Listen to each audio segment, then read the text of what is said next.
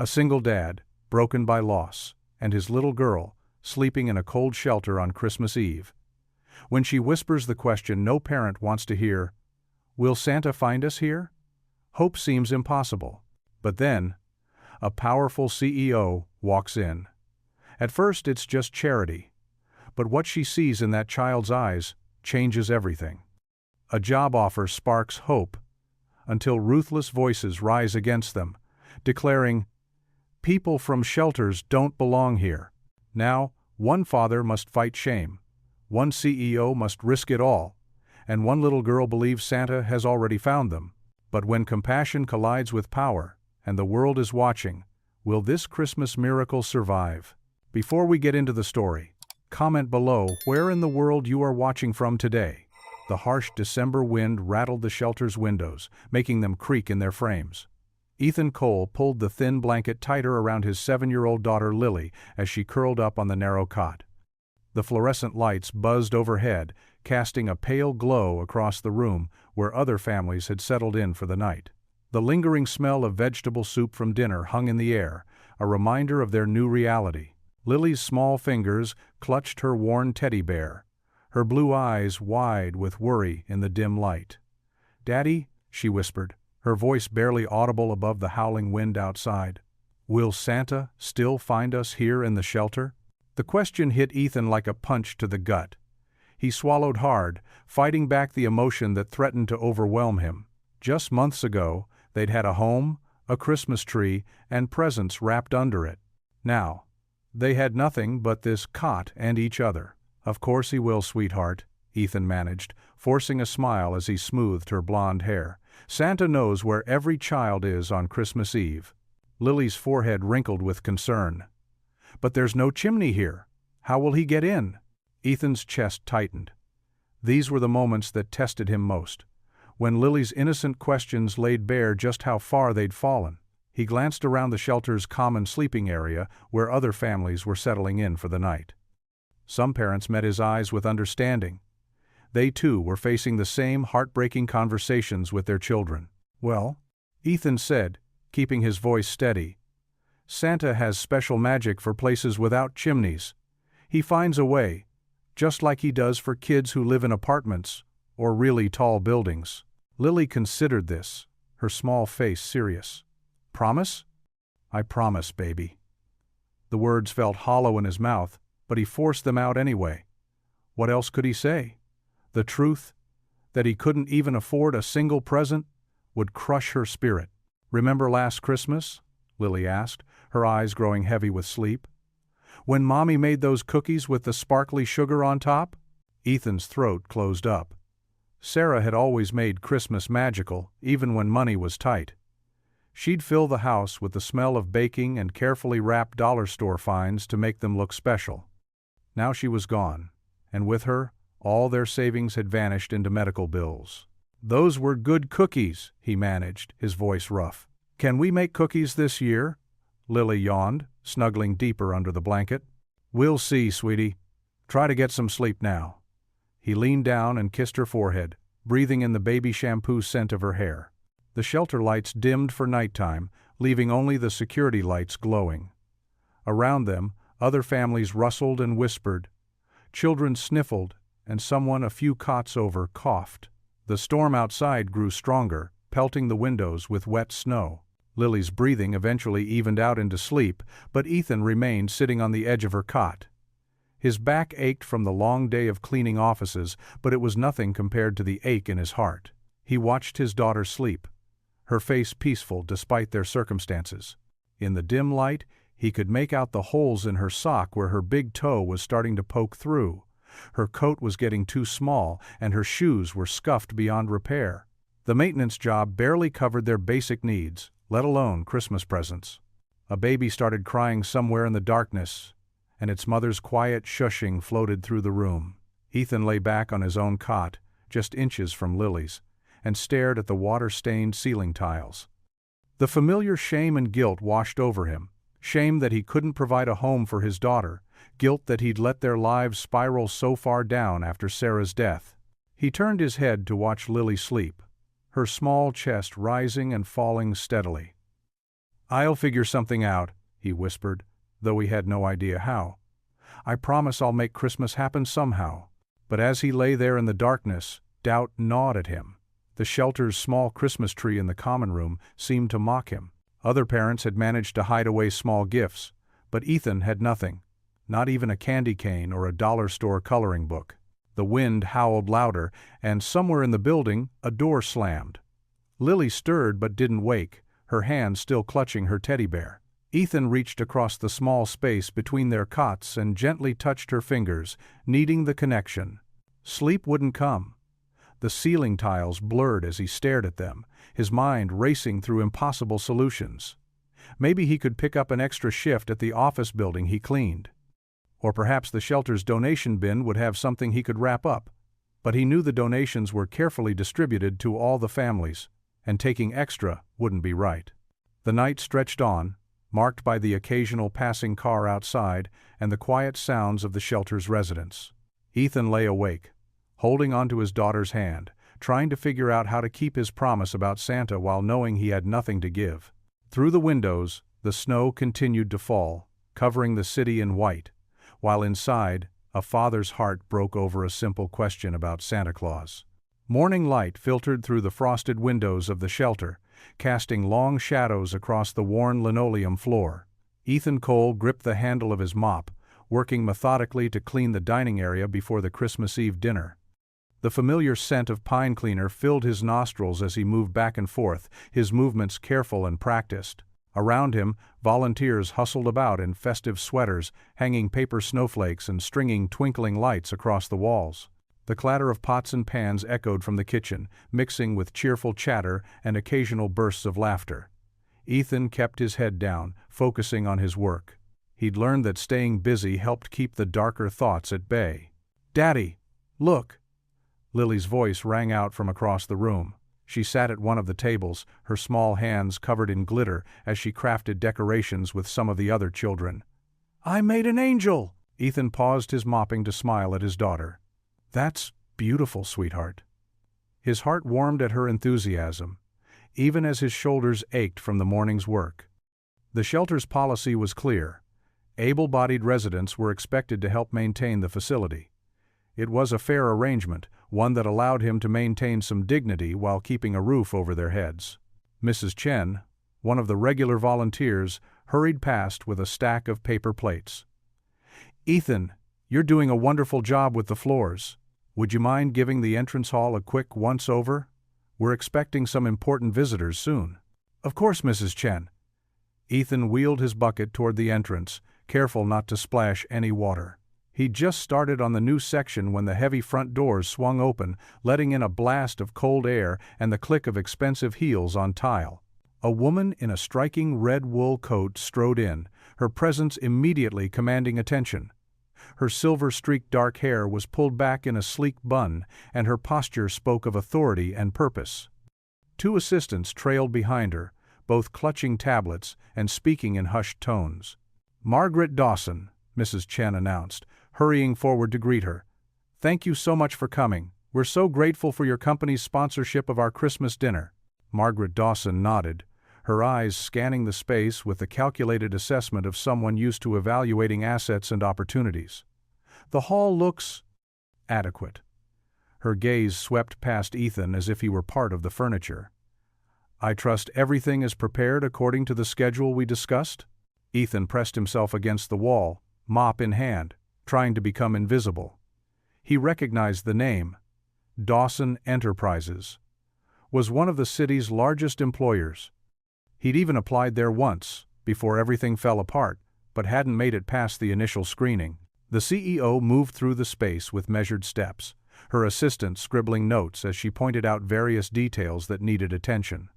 Her voice carried across the room, clear and precise. "The tables need proper centerpieces, and those decorations should be more uniformly spaced. We want this to look professional, not haphazard." Lily, who had been watching the newcomers with wide-eyed curiosity, suddenly slipped from her chair. Before Ethan could stop her, she'd crossed the room, drawn to Margaret's red coat like a moth to flame. "Excuse me," Lily said, reaching out to tug gently at Margaret's sleeve. "Are you one of Santa's helpers?" The conversation in the room stuttered to a halt. Ethan's heart jumped into his throat, and he stepped forward, ready to apologize for his daughter's interruption. But before he could reach them, something unexpected happened.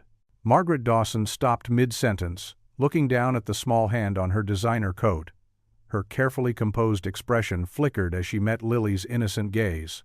"I was wondering," Lily continued, her voice small but clear in the sudden quiet, "if Santa will be able to find me here? We don't have a chimney anymore, and Daddy says Santa needs a chimney to deliver presents." The CEO's face softened, almost imperceptibly. She glanced around the shelter, taking in the worn furniture, the patched walls, and the hopeful faces of the other children who had gathered nearby. Then, in a movement that seemed to surprise even her assistants, she lowered herself to one knee, bringing herself to Lily's eye level. "What's your name, sweetheart?" Margaret asked, her businesslike tone gentling. "Lily Cole," came the reply, accompanied by a shy smile. "Well, Lily Cole," Margaret said, reaching out to straighten the collar of Lily's second-hand sweater, "I want you to know something very important."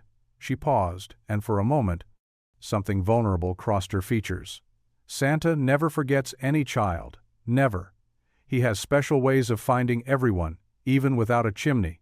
Ethan watched, frozen in place with his mop, as the stern CEO who had swept in moments ago transformed before his eyes. The change in her expression was subtle but profound, like ice cracking to reveal flowing water underneath. The buzz of activity in the shelter continued as Ethan watched his daughter return to her crafting.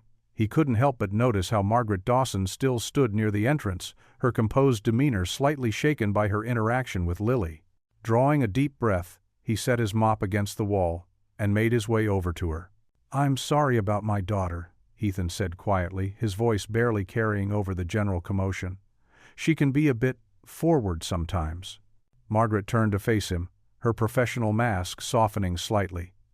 "Please, don't apologize." She smoothed her red coat, a gesture that seemed more nervous than practical. "Your daughter is delightful. It's refreshing to meet someone so genuine." Ethan shifted his weight uncomfortably, very aware of the contrast between his worn work clothes and her tailored outfit. "Still, I know you're busy, and we shouldn't take up your time." "Mr. Cole," Margaret said, her tone gentler than before, "sometimes we need children to remind us what really matters." She glanced over at Lily, who was now showing her angel to another little girl. "Their honesty has a way of cutting through all our complications." A volunteer hurried up to Margaret with a clipboard, drawing her attention. "Miss Dawson, we need your signature for the catering delivery." As Margaret turned to handle the paperwork, Ethan stepped back, retreating toward his abandoned mop. He couldn't help but overhear two women sitting at a nearby table, their voices carrying despite their attempt at whispers. "Look at that coat," one woman muttered, folding donated napkins. "Bet it cost more than we see in a month."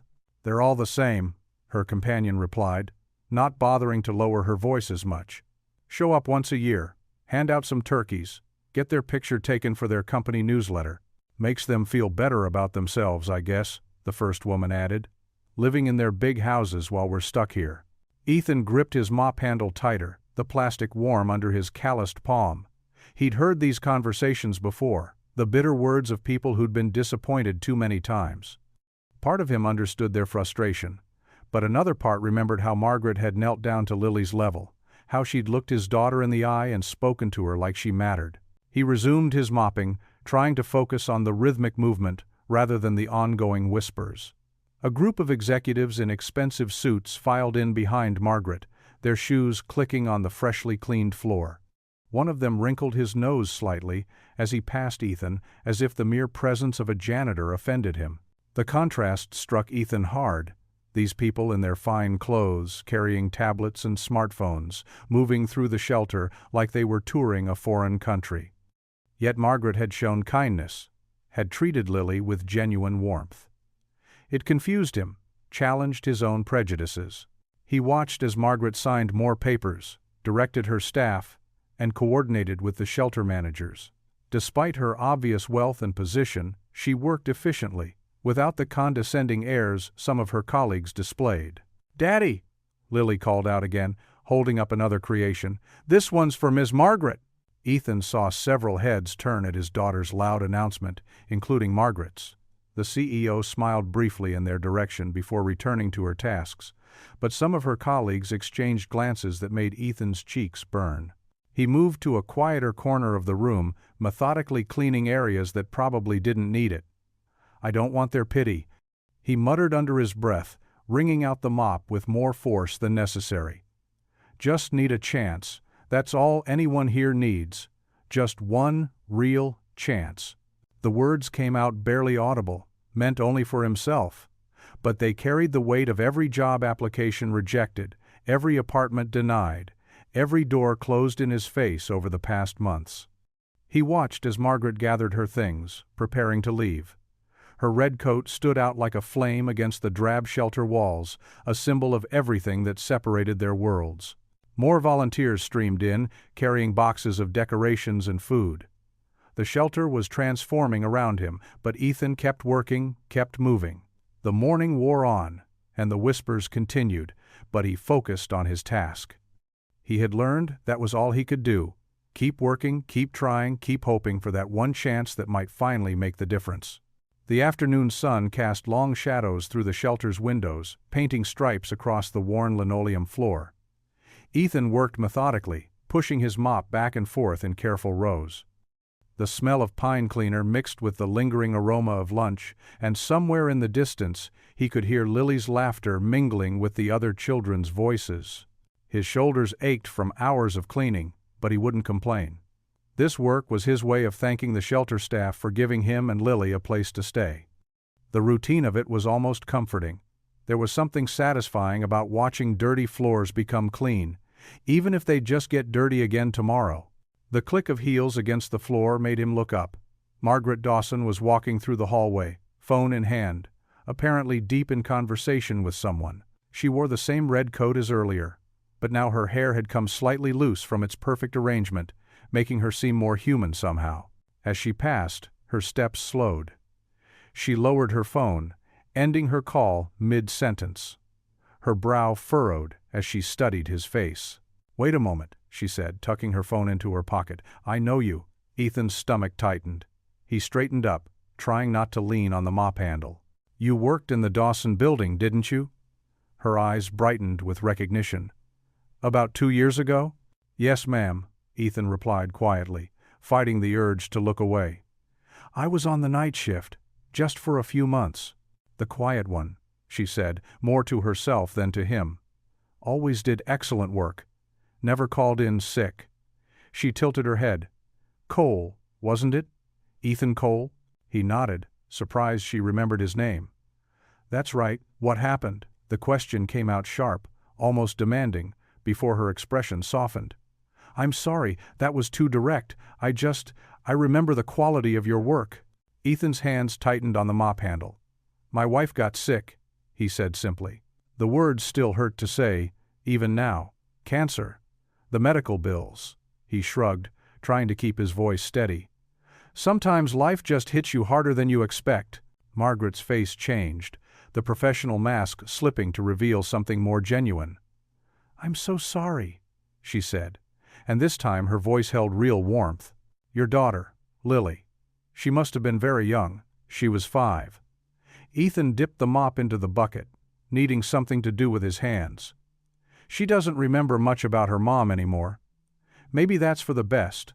A moment of silence stretched between them, filled only by the distant sounds of children playing and volunteers chattering. "You know," Margaret said finally, "we're actually looking for someone in our maintenance department. The hours would be regular, benefits included." She paused, studying his reaction. Ethan felt his face grow warm. "I appreciate the offer, Ms. Dawson, but I don't want charity. I'm not looking for handouts." "Charity?" Her eyebrows rose. "Mr. Cole, I remember your work ethic.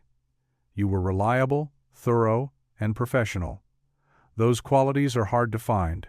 This isn't charity. It's good business sense." Before Ethan could respond, a sharp voice cut through their conversation. "Margaret, the board meeting call starts in 5 minutes." A man in an expensive suit stood at the end of the hall, his disapproving gaze sliding over Ethan like he was part of the furniture. "Just a moment, Richard," Margaret called back. before turning to Ethan. "Think about it, Mr. Cole. The position is open if you want it." She pulled out a business card and handed it to him. "Call my office tomorrow." As she walked away, Ethan could hear Richard's lowered voice. "Really, Margaret? People from shelters don't belong in executive offices. What would the board say?" Ethan couldn't hear Margaret's response, but he saw her spine stiffen as she replied to her colleague. He looked down at the business card in his hand, its embossed letters catching the late afternoon light. Part of him wanted to throw it away, to prove he didn't need anyone's help, but Lily's face flashed in his mind, and he carefully tucked the card into his pocket instead. In her car later that evening, Margaret sat still, key in the ignition but engine not yet started. The shelter's parking lot was nearly empty now, the last volunteers having left after dinner service. She could still see Lily's hopeful face asking about Santa, still hear the quiet dignity in Ethan's voice as he spoke about his wife. The memory of Richard's condescending tone made her fingers tighten on the steering wheel. She thought about all the times she'd walked past Ethan in her building 2 years ago, never really seeing him. How many others had she overlooked? How many good people had slipped through the cracks, while she was focused on quarterly reports and shareholder meetings? Lily's innocent question about Santa rang in her ears. The child's pure faith in goodness, despite everything she and her father had been through, touched something deep inside Margaret, something she'd almost forgotten existed. The earlier image of Ethan wouldn't leave her mind. Standing tall despite his circumstances, refusing to accept pity, wanting only the chance to work for his daughter's future. His quiet strength was so different from the loud, demanding personalities she dealt with in the corporate world. A few snowflakes began to fall, dancing in her headlights. Margaret watched them, lost in thought about a little girl's Christmas wish and a father's silent struggle to keep his dignity intact. The plush leather chairs in Margaret Dawson's executive boardroom squeaked as the directors shifted uncomfortably. Late afternoon sunlight streamed through floor-to-ceiling windows, illuminating the tension in the air. Margaret stood at the head of the long mahogany table, her red blazer a stark contrast against the muted grays and blacks of the corporate decor. "The shelter visit today opened my eyes," Margaret said, her voice steady and determined. "We have an opportunity here, no, an obligation, to do more than just serve one holiday meal." She clicked through her presentation slides, showing statistics about local homelessness and unemployment. The board members' faces remained impassive, some scrolling through their phones, others examining their manicured nails. "I propose we expand our community outreach program," Margaret continued. "We could offer temporary employment, job training, maybe even—" "Oh, please," interrupted Gerald Thompson, the longest-serving board member. His silver hair caught the light as he leaned back, crossing his arms. "We're a Fortune 500 company, not a charity organization." Margaret's jaw tightened. "Our company has always prided itself on community involvement." Yes, Gerald waved his hand dismissively. "Writing checks for photo ops is one thing, but bringing shelter people into our executive halls?" He let out a derisive laugh that made Margaret's blood boil. "That's an entirely different matter." Other board members shifted in their seats. Some nodded in agreement with Gerald, while others looked uncomfortable, but remained silent. "These are human beings, Gerald," Margaret said, her voice sharp. "Many of them just need an opportunity." "Their risks," Patricia Chen, another board member, cut in. "Have you considered the liability issues? The security concerns? What our clients might think?" Margaret placed both hands on the table, leaning forward. "I met a man today, Ethan Cole. He used to work in this very building as a janitor years ago. He's a single father, educated, hard-working." "Oh, wonderful," Gerald sneered. "You've found yourself a pet project. The noble CEO saving the downtrodden janitor. This isn't a Hallmark movie, Margaret." The boardroom fell silent. Margaret straightened up, smoothing her blazer. When she spoke again, her voice was ice cold. "You know, Gerald, I remember when this company was founded. We started in a garage, with nothing but determination and a dream. My father believed in giving people chances." "Your father also believed in sound business decisions," Gerald retorted. "Times have changed," We have shareholders to answer to now. Margaret walked slowly around the table, her heels clicking against the hardwood floor. You're right about one thing, Gerald. Times have changed. She stopped at the window, looking out at the city skyline. They've changed for the worse. We've become so focused on quarterly reports that we've forgotten what it means to be human. Patricia cleared her throat. Margaret, we understand you're feeling emotional about this shelter visit. Perhaps we should table this discussion until… No. Margaret turned back to face the board. No more tabling discussions. No more hiding behind corporate speak. She pressed a button on her phone. Sandra, please draw up employment paperwork for a temporary custodial position. Full benefits. The board erupted in protests. You can't be serious. This is highly irregular. The shareholders will hear about this. Margaret raised her voice above the chaos. I am offering Ethan Cole a job, effective immediately. If anyone has a problem with that, I suggest you review Section 4 of our company charter, which gives the CEO discretionary power in hiring decisions. Gerald's face had turned an alarming shade of red. This is exactly the kind of impulsive decision-making that concerns us, Margaret, bringing shelter people into our building. Stop saying shelter people like they're a different species, Margaret snapped. That man could be any of us. One medical bill, one tragedy, one streak of bad luck. That's all it takes. The boardroom doors opened, and Sandra entered with a tablet. The paperwork is ready, Miss Dawson. Margaret took the tablet, her finger hovering over the signature line. She looked at each board member in turn, noting their expressions of disapproval, shock, and in a few cases, quiet respect. I'm signing this, she said firmly. And I want it on record that anyone who treats Mr. Cole with anything less than complete professional respect will answer directly to me. This won't end well, Gerald warned, standing up. You're putting your reputation on the line for a janitor. Margaret's finger pressed down, her electronic signature flowing across the screen. No, Gerald, I'm putting my reputation on the line for what's right. She handed the tablet back to Sandra. This meeting is adjourned. The board members filed out, muttering among themselves. Gerald was the last to leave, pausing at the door. The board will remember this, Margaret. She met his gaze steadily. I should hope so, because this is just the beginning of the changes we're going to make around here. The shelter's fluorescent lights buzzed quietly overhead as Margaret made her way down the long corridor. The evening air had grown colder, and even inside, she could see her breath forming small clouds. The institutional green walls and worn linoleum floors felt a stark contrast to her plush office from hours earlier. As she approached the common area, soft words drifted toward her.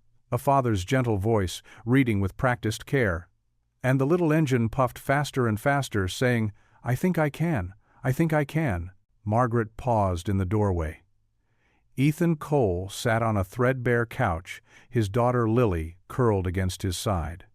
His work-worn fingers carefully turned the pages of a well-loved children's book, its corners soft and bent from countless readings. Lily's eyes were heavy with sleep, but her smile was bright as she followed along. Other shelter residents moved quietly around them, preparing for bed or having hushed conversations. A few children played with donated toys in the corner, their mothers watching with tired eyes. The scene touched something deep in Margaret's chest. Something she thought she'd locked away years ago in her climb to the top. She cleared her throat softly. Ethan looked up, surprise crossing his face as he recognized her. He gently closed the book and whispered something to Lily, who sat up straighter. Mr. Cole, Margaret said, stepping forward. I apologize for the late visit, but I wanted to speak with you. Ethan stood, unconsciously straightening his worn jacket. Of course, Miss Dawson. His voice carried both respect and wariness. Hi, Santa's helper, Lily chirped from the couch, earning a few smiles from nearby residents. Margaret's professional mask softened slightly. Hello again, Lily. She turned back to Ethan. Could we talk privately for a moment? Ethan nodded, then turned to his daughter. Stay right here, sweetheart. Keep reading. I'll be right back. They moved to a quiet corner of the room where a small table and chairs sat beneath a window. Outside, snow continued to fall in lazy spirals, coating the city in white. Margaret took a seat, gesturing for Ethan to do the same. "Mr. Cole," she began, then paused, choosing her words carefully. "I remember you from when you worked in our building 2 years ago. You were reliable, thorough, and professional. Qualities I value highly." Ethan's shoulders tensed slightly. "That was a long time ago, Ms. Dawson." "Not so long." Margaret leaned forward slightly. "We currently have an opening in our custodial department. Full-time, with benefits." She watched his expression carefully. "I'd like to offer you the position." The silence that followed felt heavy. Ethan's hands, clasped on the table, tightened until his knuckles showed white. When he finally spoke, his voice was rough with emotion. "Why?" "Because you're qualified," Margaret answered simply. "Because you have experience. Because I need someone I can trust to do the job well." Ethan's eyes darted to Lily, then back to Margaret. "I appreciate the offer, but—" He swallowed hard. "I don't want charity. I don't want to be anyone's good deed for the holidays." Margaret's expression hardened slightly. "Mr. Cole, I don't do charity. I run a business. This is a job offer, nothing more, nothing less. You'll be expected to work hard, maintain our standards, and prove yourself, just like any other employee." She pulled out an envelope and placed it on the table between them. "This contains the formal offer letter, including salary and benefits information. You'll notice it's dated from last week, before I even knew you were here. We've been looking to fill this position for some time." Ethan stared at the envelope as if it might disappear. His hands trembled slightly as he reached for it. "The position starts January 2nd. Margaret continued, her voice softening. "That gives you time to arrange childcare, and—" she gestured at their surroundings, "make other necessary arrangements." Opening the envelope with careful fingers, Ethan scanned the contents. His eyes widened at the salary figure, modest by corporate standards, but enough to afford a small apartment and basic necessities. The health insurance information made his breath catch. He thought of Lily's asthma medication, which he hadn't been able to afford for months. He started, then stopped, emotions warring across his face. Pride battled with practicality, hope with fear. "Daddy?" Lily's small voice came from behind them. She padded over in her worn slippers, clutching her book. "Are you okay?" Ethan looked at his daughter, really looked at her. Her 2 small pajamas, her unwavering trust in him, her quiet acceptance of their circumstances. Something in his expression shifted, resolved. He pulled Lily into a tight hug, then looked up at Margaret. "Yes," he said simply. "Thank you, I accept." Lily, not fully understanding but sensing her father's joy, squealed and wrapped her arms around his neck. "See, Daddy?" she exclaimed, her face glowing. "Santa already found us." Ethan's eyes glistened in the fluorescent light as he held his daughter close, the offer letter still clutched in his hand like a lifeline. The shelter door clicked shut behind Margaret, and Ethan sank onto the edge of his cot. His hands trembled slightly as he held the business card she'd left him. The stark white paper with its embossed company logo seemed to mock him, so clean, so professional, so different from his current reality. Lily bounced on her cot across from him, her eyes sparkling. "Daddy, we're going to have a real Christmas, just like before." Her joy pierced his heart. What if he couldn't live up to this opportunity? The thought of disappointing her again made his stomach churn. He'd been a janitor before, sure, but this was different. This was a corporate building, with important people in expensive suits walking around. "Hey, Cole got himself a fancy new job." The voice came from Tony, a regular at the shelter. He leaned against the doorframe of their small room, arms crossed. "Must be nice having the CEO herself hand you a golden ticket." Ethan tucked the business card into his worn wallet. "It's just custodial work, Tony. Nothing fancy about it." "Still better than what the rest of us got." Tony's words held a bitter edge. "Guess some people just get lucky." From across the hall, Mrs. Rodriguez's voice carried over. "Leave him alone, Tony. The man's trying to make a better life for his little girl." The elderly woman appeared beside Tony, her weathered face creased in a gentle smile. "Don't listen to him, Ethan. You take that job, and you show them what you're made of." But doubt continued to gnaw at him. What if he couldn't keep up with their standards? What if he made a mistake? Corporate buildings were different from the small offices he'd cleaned before. Everything was pristine. Everything had its place. More shelter residents gathered in the hallway, drawn by the conversation. Some offered congratulations, their words genuine but tinged with their own longing for similar chances. Others hung back, their silence speaking volumes about their feelings toward his good fortune. "You'll do great, Mr. Cole," said Jamie, a teenage boy who often helped in the shelter's kitchen. "You're the hardest worker here." "Thanks, Jamie."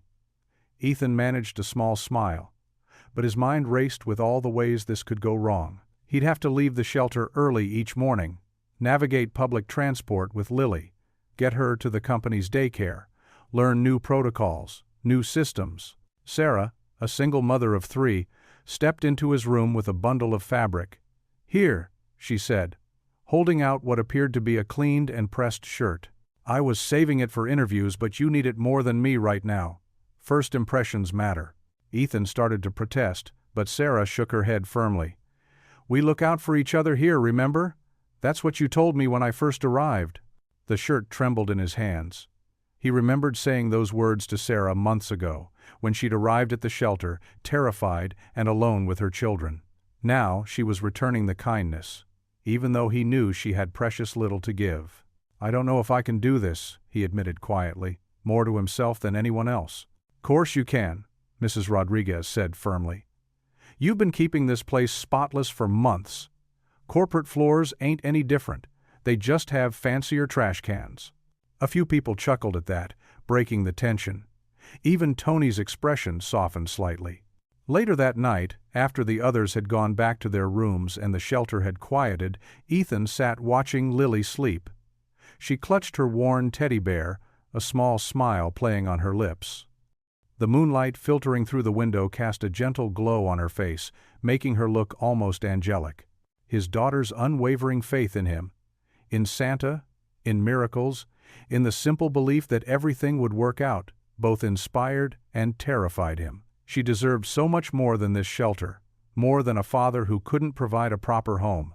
The business card felt heavy in his wallet. This job wasn't just about him anymore. It never had been. Every decision, every struggle, every moment of doubt, it all came down to the sleeping child before him. Reaching out, he gently brushed a strand of hair from her forehead. "For you," he whispered in the darkness. "I'll do this." Lily stirred slightly but didn't wake, her peaceful expression unchanged. In that moment, looking at his daughter's innocent face, Ethan felt something shift inside him. The doubt was still there, but alongside it grew a determination he hadn't felt in months. Whether he was ready or not, whether he felt worthy or not, he would find a way to make this work. The night grew deeper, and the shelter's old heating system hummed its familiar tune. Outside, the December wind whistled through the city streets, but inside this small room, a father's whispered promise hung in the air like a prayer. Dawn hadn't yet broken when Ethan gently shook Lily awake. The shelter was quiet, except for the soft snores of other residents. He'd barely slept, his mind racing with thoughts about the day ahead. "Time to get up, sweetheart," he whispered, helping her sit up on the cot. Lily rubbed her eyes, her brown curls messy from sleep. "Already?" she mumbled, but crawled out from under the thin blanket. Ethan had laid out their best clothes the night before. Lily's least worn dress and his only button-down shirt, carefully pressed using the shelter's iron. He helped Lily dress and combed her hair, making sure she looked presentable for her first day at the company daycare. "Remember what I told you?" he asked, kneeling to button her coat. Lily nodded solemnly. "Be extra polite. Say please and thank you. Don't mention the shelter." His heart squeezed. No 7-year-old should have to think about such things. But Lily was wise beyond her years, understanding more than she let on. They walked 6 blocks to catch the early bus, Lily's small hand warm in his. The sky was steel gray, threatening snow. Other passengers glanced at them, a man in a worn but clean shirt, a little girl in a slightly too small coat. Ethan kept his head high. The Dawson Corporation building loomed ahead as they got off the bus, all gleaming glass and steel. Lily's eyes went wide. "It's like a castle, Daddy." "Sure is, Princess." Ethan's stomach churned with nervousness, but he forced a smile for her sake. The lobby was already bustling with early arrivers. The security guard checked Ethan's temporary ID, his eyebrows rising slightly at the new janitorial staff designation. Ethan felt the guard's gaze follow them to the elevator. The child care center was on the second floor. Through the glass walls, Ethan could see bright decorations and toys. A young woman in a cheerful sweater greeted them. "You must be Lily." "I'm Miss Jenny." She smiled warmly at them both. "We're so excited to have you join us." Lily, usually outgoing, suddenly turned shy and pressed against Ethan's leg. He knelt down to her level. "Hey, it's okay. Remember how brave you are? I bet they have lots of fun things to do here." Miss Jenny nodded. "We're making Christmas decorations today. Would you like to help?" Lily's face brightened a little. She gave Ethan a quick, fierce hug, then took Miss Jenny's offered hand. Ethan watched them walk into the classroom, his throat tight. The janitorial office was in the basement. The supervisor, a weathered man named Carl, barely looked up from his clipboard as he tossed Ethan a gray uniform. "Change room's there. Your cart's already stocked. Start with floors 3 through 5. The uniform was slightly too big, the fabric stiff and smelling of industrial detergent.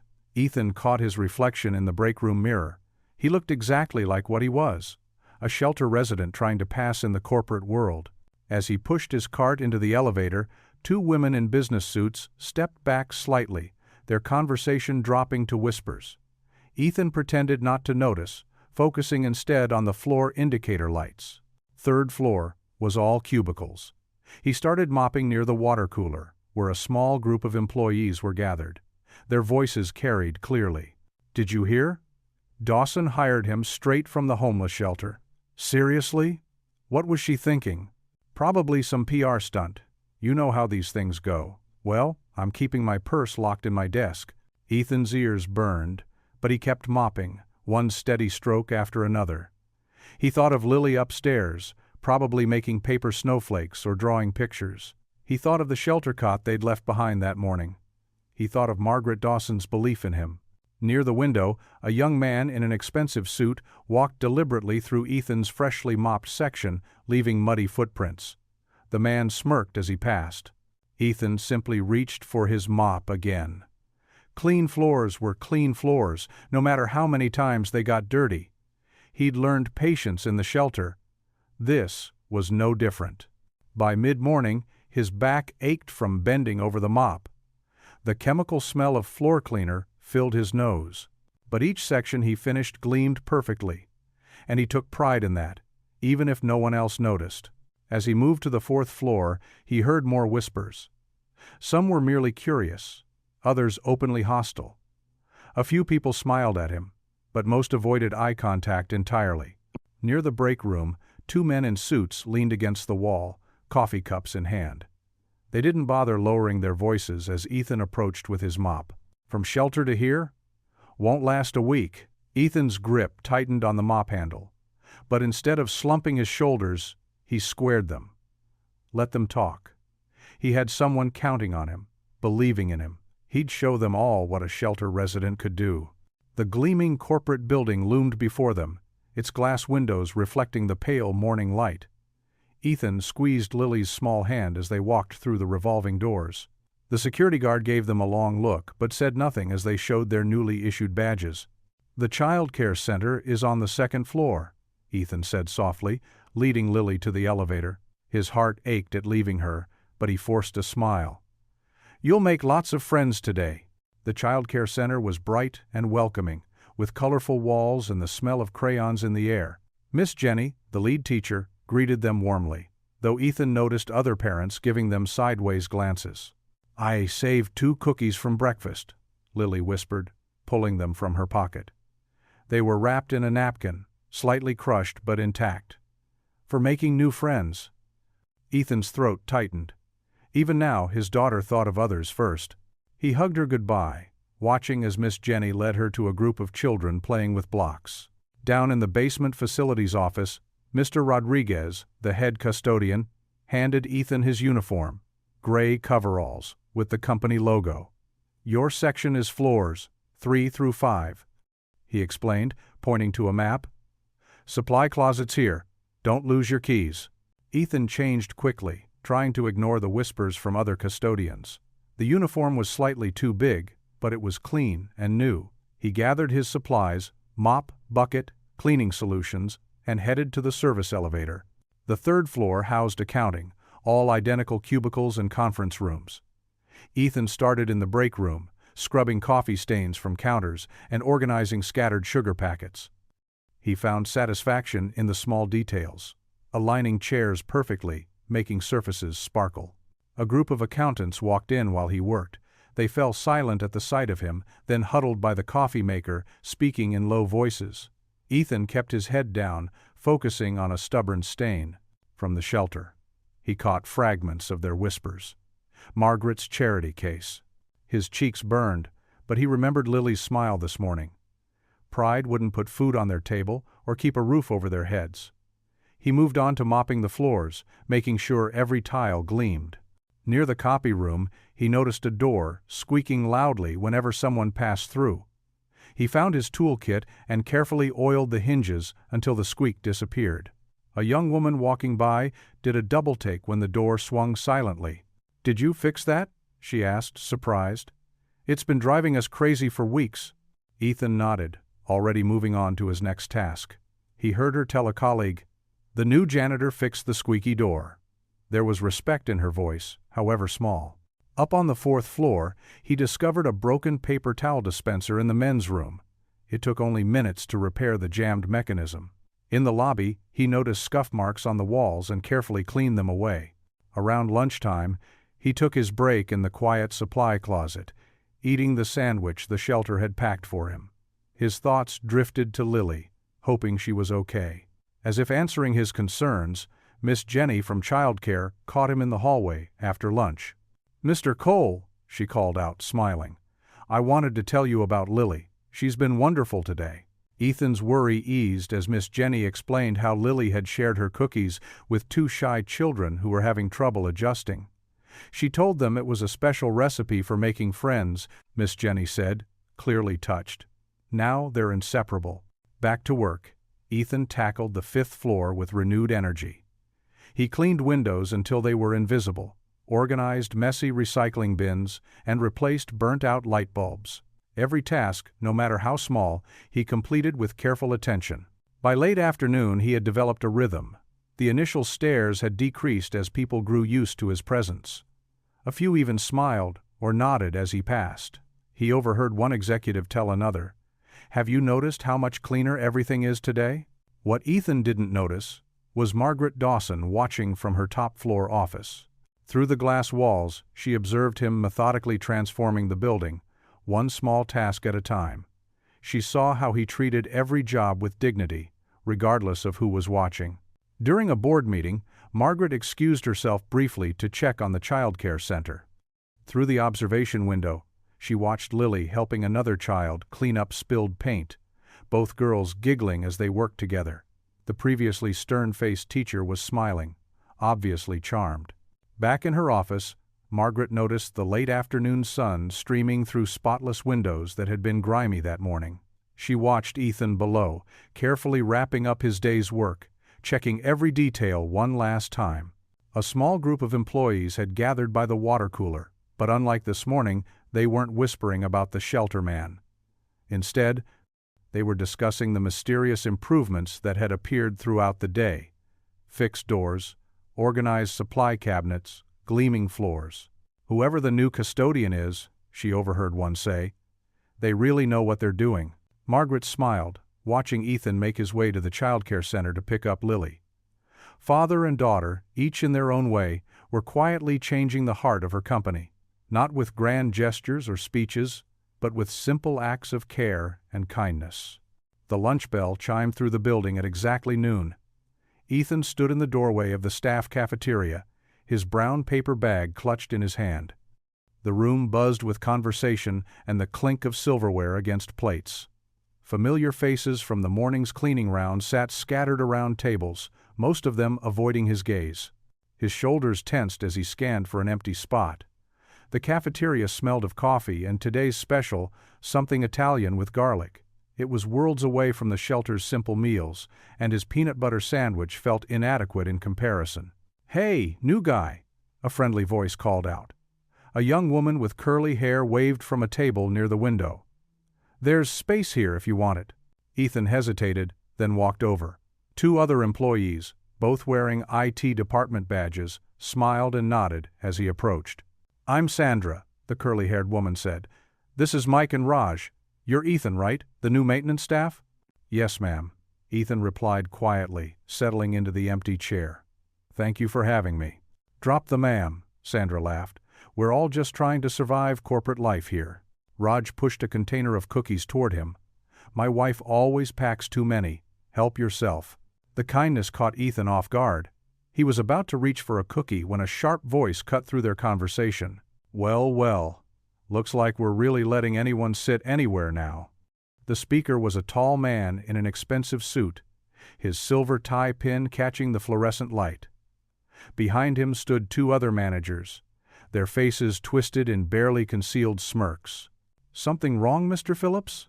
Sandra asked, her tone cooling considerably.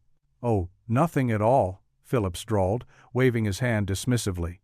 "Just noticed the rather pungent smell of bleach in our eating area. Some of us are trying to enjoy our lunch without industrial cleaning products as seasoning." Ethan's face burned.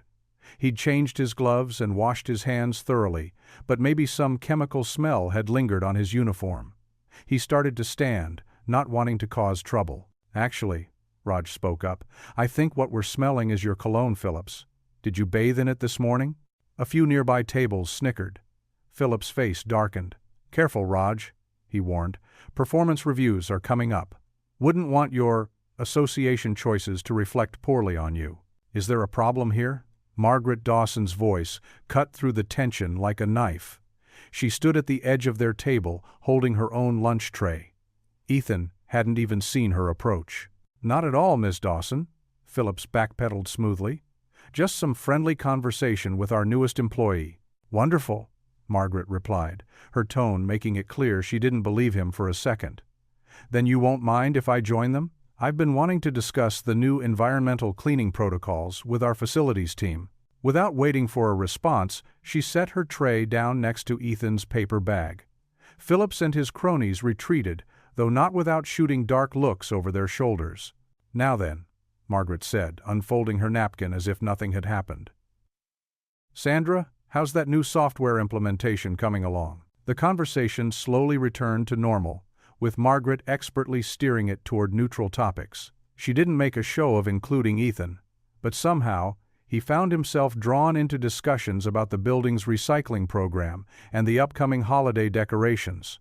As lunch ended and people began filtering out, Margaret held Ethan back with a gentle touch on his arm. "Walk with me a moment," she said quietly. They moved through the hallways, Margaret nodding to employees as they passed. When they reached a quiet corner near the windows, she turned to face him. "I want you to understand something, Ethan. Your presence here matters." Ethan shifted uncomfortably. "Ms. Dawson, I appreciate everything you've done, but you hate feeling like a charity case," she finished for him. "I know, and you're not. Aren't I?" The words came out more bitter than he intended. The board member was right. People from shelters don't belong in places like this. "My father was a janitor," Margaret said suddenly. Ethan blinked in surprise. "He worked 3 jobs to put me through college.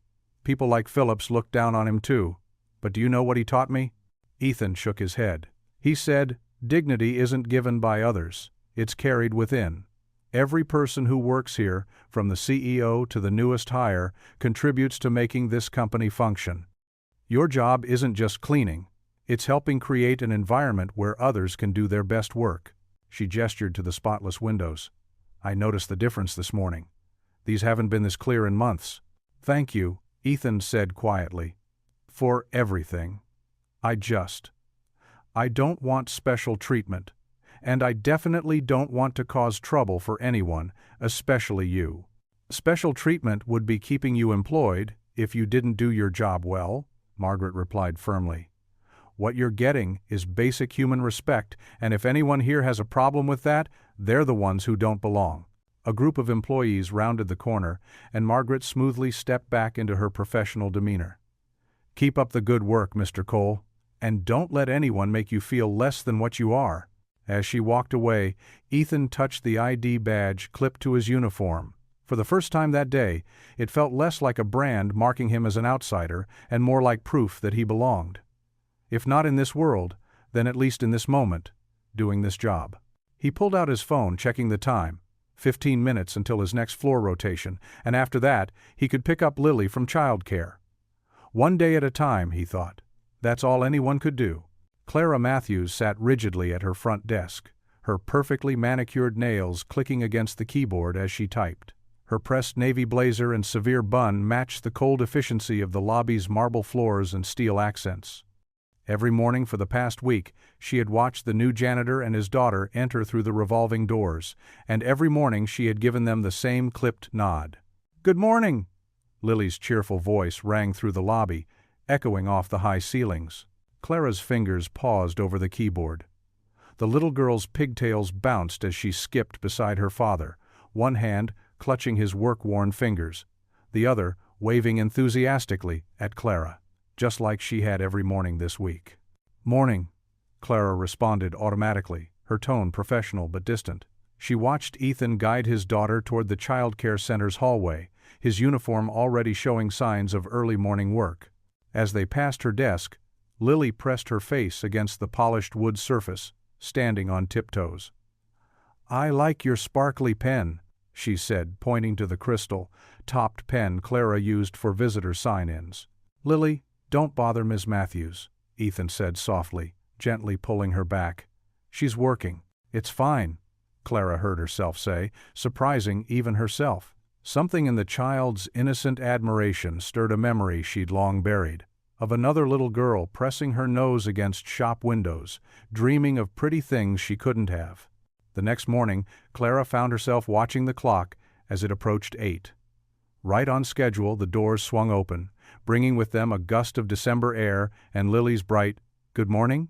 This time, Clara's "good morning" carried a hint of warmth.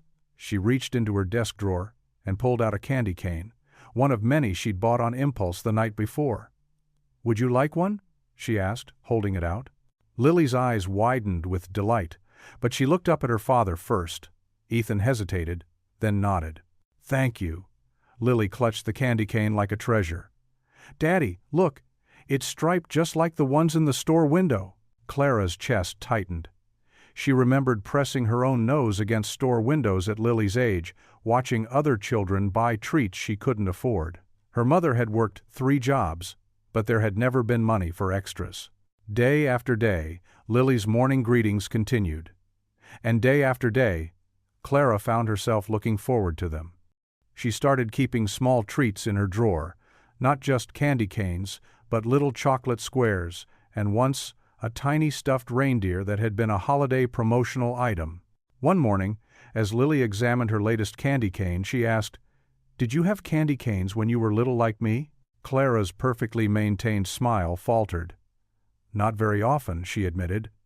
"We didn't have much money for treats." "We didn't either before," Lily said matter-of-factly. "But Daddy says it's okay, 'cause we have each other. Do you have someone?" Ethan started to apologize for his daughter's personal question, but Clara raised her hand to stop him.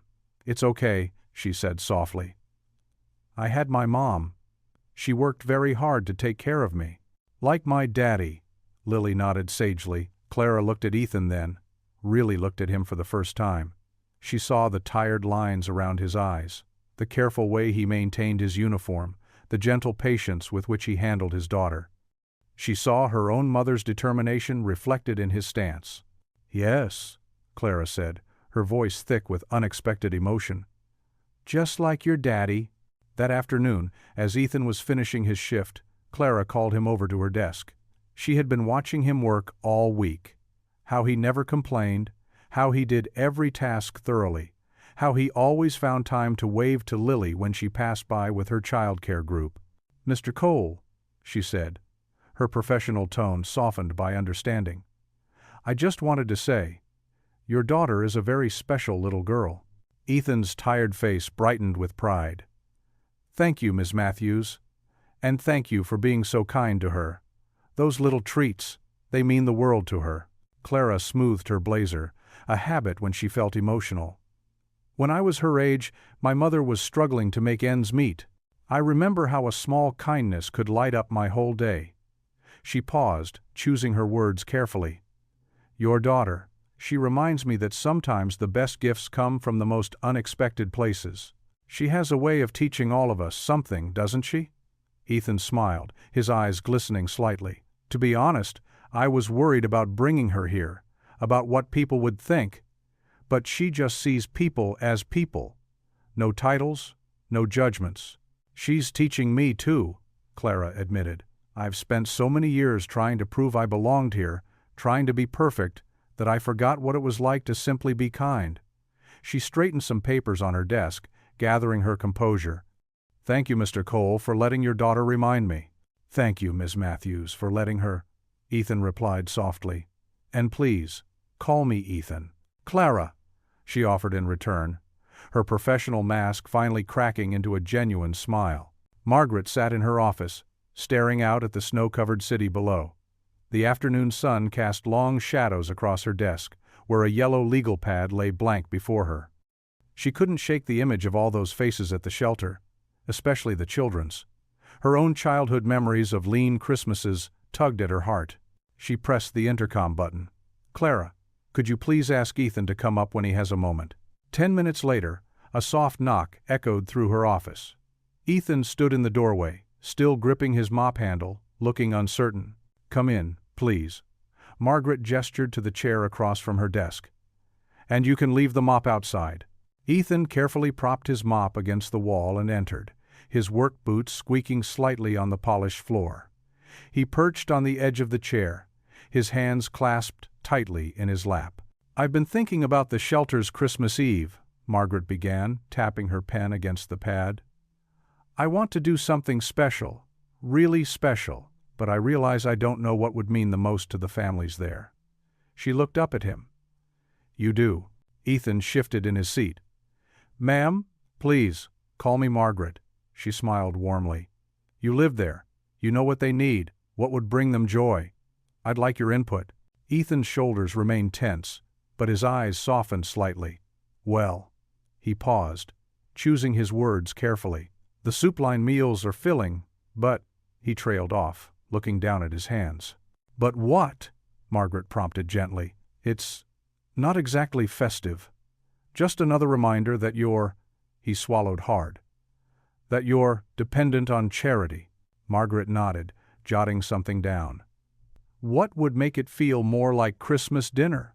Real plates maybe, not paper ones. Ethan's voice grew slightly stronger. And actual tablecloths. Simple things that make people feel human again, you know? Go on, Margaret encouraged, her pen moving quickly across the paper. Maybe turkey instead of soup. Mashed potatoes. The kind of meal people remember having before. He gestured vaguely. Before things went wrong.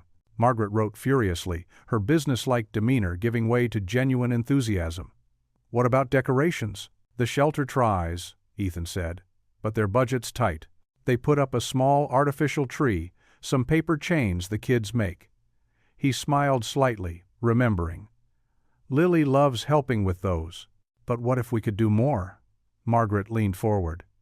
What would make it magical for the children? Ethan's reserve cracked a little. Lights, he said softly.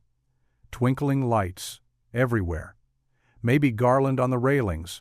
A big tree with real ornaments. His eyes grew distant. When you're living there, everything's so gray. But Christmas should be colorful. Margaret's pen flew across the page. What else? Think big, Ethan. Well, he hesitated again, then seemed to gather courage. Some of the moms talk about missing baking cookies with their kids. The shelter kitchen's too busy with regular meals to allow that. We could bring in pre-baked cookies, Margaret suggested. Ethan shook his head.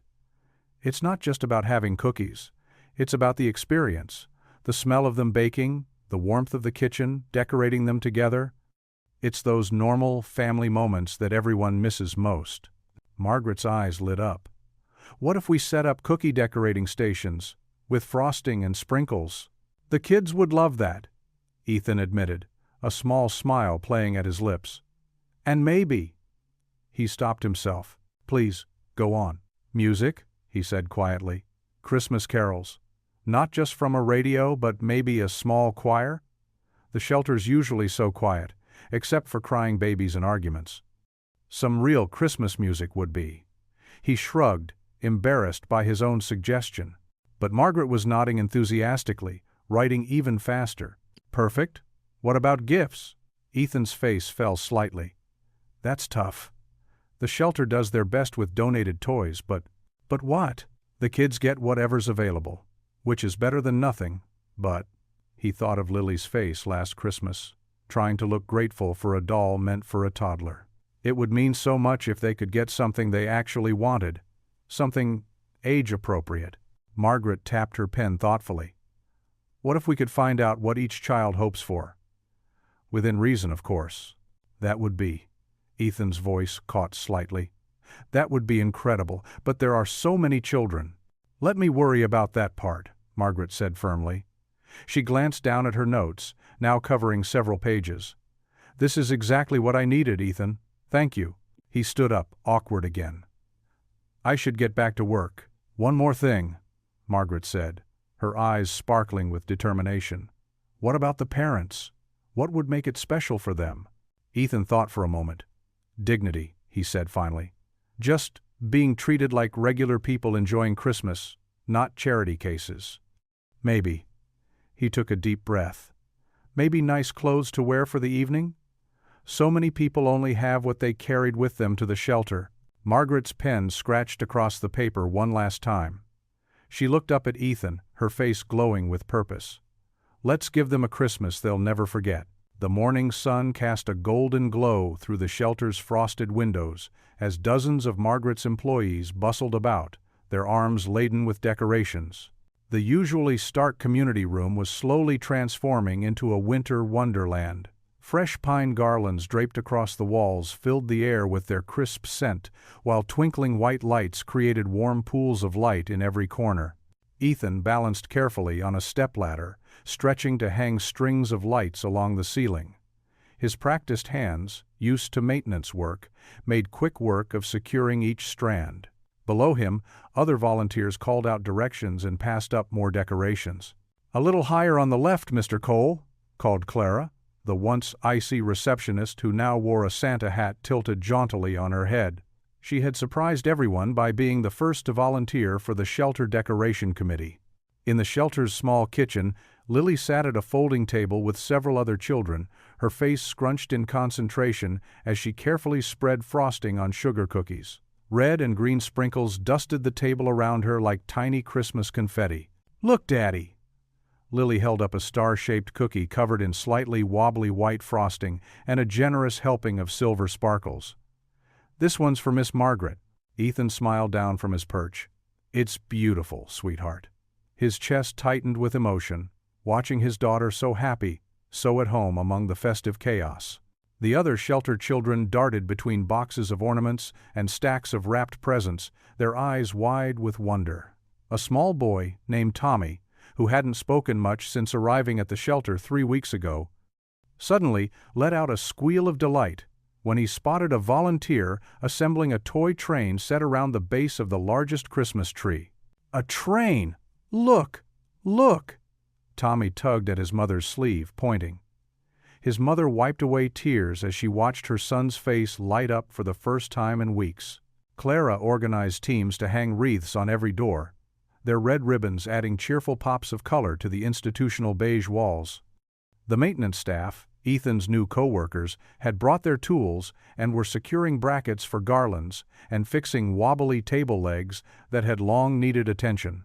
"The tree still needs more ornaments," called Mrs. Chen, one of the shelter's regular volunteers. She opened another box, revealing shimmering glass balls in deep jewel tones. A group of children rushed forward, eager to help. Lily carefully carried her finished cookie to a safe spot before joining them. Together, they passed ornaments to the adults who could reach the higher branches, creating a symphony of oohs and ahs as each new decoration caught the light. Even some of the more withdrawn shelter residents emerged from their rooms, drawn by the commotion and the growing beauty. "Mr. Jenkins," An elderly man, who rarely left his bed, sat in a corner armchair, watching the proceedings with misty eyes. "Reminds me of when my Sarah was alive," he murmured to no one in particular, a gentle smile crossing his weathered face. "She loved Christmas, something fierce." The shelter's director stood in the doorway of her office, shaking her head in amazement. In 15 years of running the facility, she'd never seen anything like this transformation. The usual heavy atmosphere of worry and weariness had lifted, replaced by something that felt almost magical. Ethan descended the ladder to get more lights when he heard another burst of excited squeals. A volunteer was setting up a hot chocolate station, complete with marshmallows, whipped cream, and candy canes for stirring. The children gathered around, bouncing on their toes as paper cups were filled with steaming cocoa. "Careful, it's hot," the volunteer warned with a kind smile, making sure each child had a secure grip on their cup. Lily returned to her cookie, decorating with renewed enthusiasm, now fueled by hot chocolate and the Christmas music playing softly from someone's portable speaker. She hummed along to Jingle Bells as she worked, occasionally sharing knowing looks with her father. They both remembered singing this song together in their old apartment, in what felt like another lifetime. The morning flew by in a blur of activity. By early afternoon, the shelter had become unrecognizable. Every surface sparkled or glowed. Paper snowflakes, cut by the children, danced from the ceiling on invisible threads.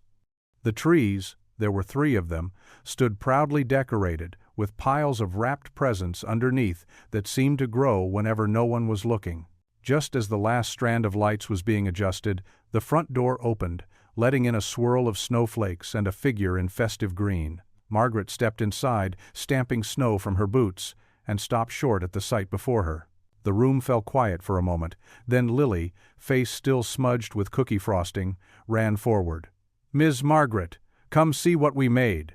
The silence broke, replaced by warm greetings. Shelter residents who had once viewed Margaret with suspicion now smiled and waved. Her employees, seeing their boss in this setting, relaxed their formal postures. Clara hurried forward with a cup of hot chocolate, which Margaret accepted with genuine thanks. Lily tugged Margaret by the hand, leading her on a tour of the decorations. "And look at the train! And see the angels on the tree! And I made you a cookie!" She pointed out every detail with pride. Margaret's eyes shone as she took it all in, not just the decorations, but the sense of community that filled the space. Children played together while their parents chatted over coffee. Her corporate employees mingled easily with shelter residents, all barriers of status forgotten in the spirit of the season. Ethan watched from near the ladder as Margaret knelt to accept Lily's carefully decorated cookie. The CEO's usual corporate armor had melted away, replaced by something softer, more real. Her green dress sparkled with tiny sewn-in sequins that caught the light from the Christmas trees, but it was her smile that truly lit up her face. Margaret stood slowly, holding Lily's cookie as if it were made of gold. She looked around the transformed shelter, at all the people who had come together to make this happen, and her heart swelled with an emotion she couldn't quite name. It felt like coming home. The shelter glowed in the soft light of hundreds of twinkling bulbs. Christmas songs drifted through the air, played on an old piano that someone had managed to tune just for the occasion. The scent of cinnamon and pine needles mingled with the aroma of fresh-baked cookies and hot chocolate. Children sat cross-legged on the floor near the largest Christmas tree, their faces lit with wonder as they watched volunteers in Santa hats distribute brightly wrapped presents. Each package had been carefully chosen and labeled, ensuring no child would be forgotten. Ethan stood near the back wall, his janitorial uniform exchanged for clean dress clothes borrowed from one of the shelter's donation boxes. Though the shirt was slightly too big and the pants a bit short, he stood tall, watching Lily bounce with excitement as she waited her turn. Margaret moved through the room like a Christmas angel in her sparkly green dress, stopping to chat with each family, remembering names and details about their situations that surprised everyone. She had shed her corporate demeanor entirely, laughing with the children and accepting hugs from grateful parents. "Tommy, this one's for you," called out Clara, still wearing her slightly crooked Santa hat. She handed a large package to the quiet boy, who clutched it to his chest with trembling hands. "Go ahead, sweetheart," his mother encouraged. "Open it." Tommy carefully peeled back the wrapping paper to reveal a toy train set, the same model he'd been admiring earlier. His eyes grew wide as saucers. "Mom! Mom! Look!" Similar scenes played out across the room as each child opened their gifts. There were dolls and trucks, art supplies and board games, warm coats and new shoes. Each present seemed perfectly matched to its recipient, as if Santa himself had done the choosing. Lily waited patiently, watching others open their gifts with genuine joy at their happiness. When Clara finally called her name, she approached with small, excited steps. "This one's special," Clara said with a wink, handing Lily a box wrapped in silver paper with snowflakes. Lily looked to her father for permission. At his nod, she carefully unwrapped the gift, taking care not to tear the paper. Inside was a beautiful dollhouse, complete with tiny furniture and a family of dolls. It was exactly like one she'd seen in a store window months ago, though she'd never mentioned it to anyone. "Oh," she breathed, running her fingers over the miniature front door. "It's perfect." Margaret appeared beside Ethan, watching Lily examine every tiny detail of her gift. "She's a remarkable child," she said softly. "She is," Ethan agreed, his voice rough with emotion. "I don't know how to thank you for all this." Margaret squared her shoulders, suddenly looking more like the CEO again, though her eyes remained warm. "Actually, I have something else to announce." She moved to the center of the room and gently clinked a spoon against her hot chocolate mug to get everyone's attention. The room gradually quieted, all eyes turning toward her. Lily looked up from her dollhouse, sensing something important was about to happen. "First," Margaret began, her voice carrying clearly through the room, "I want to thank everyone who helped make this evening possible. The volunteers, my staff, and especially all of you who have welcomed us into your community tonight." She paused, making eye contact with various people around the room. "But there's one more gift I'd like to give." She turned toward Ethan and Lily. "Mr. Cole, could you and your daughter join me up here?" Ethan felt his face flush as he made his way forward. Lily, skipping ahead to stand beside Margaret. The room had grown very quiet, save for the soft carol still playing in the background. "When I first visited this shelter," Margaret continued, "I met a little girl who asked me if Santa could find children without chimneys." She smiled down at Lily. "That question touched my heart and reminded me of something important, that sometimes we need to be Santa's helpers." She reached into a pocket of her dress and pulled out an envelope. "My company owns several apartment buildings in the city, including one just 3 blocks from our offices. We keep a few units available for emergency housing and temporary needs." She turned to face Ethan directly. "Mr. Cole, I would like to offer you and Lily one of these apartments, rent-free, until you can get back on your feet properly. It's fully furnished, in a safe neighborhood, and close enough to work that you won't need to worry about transportation." A collective gasp went through the room.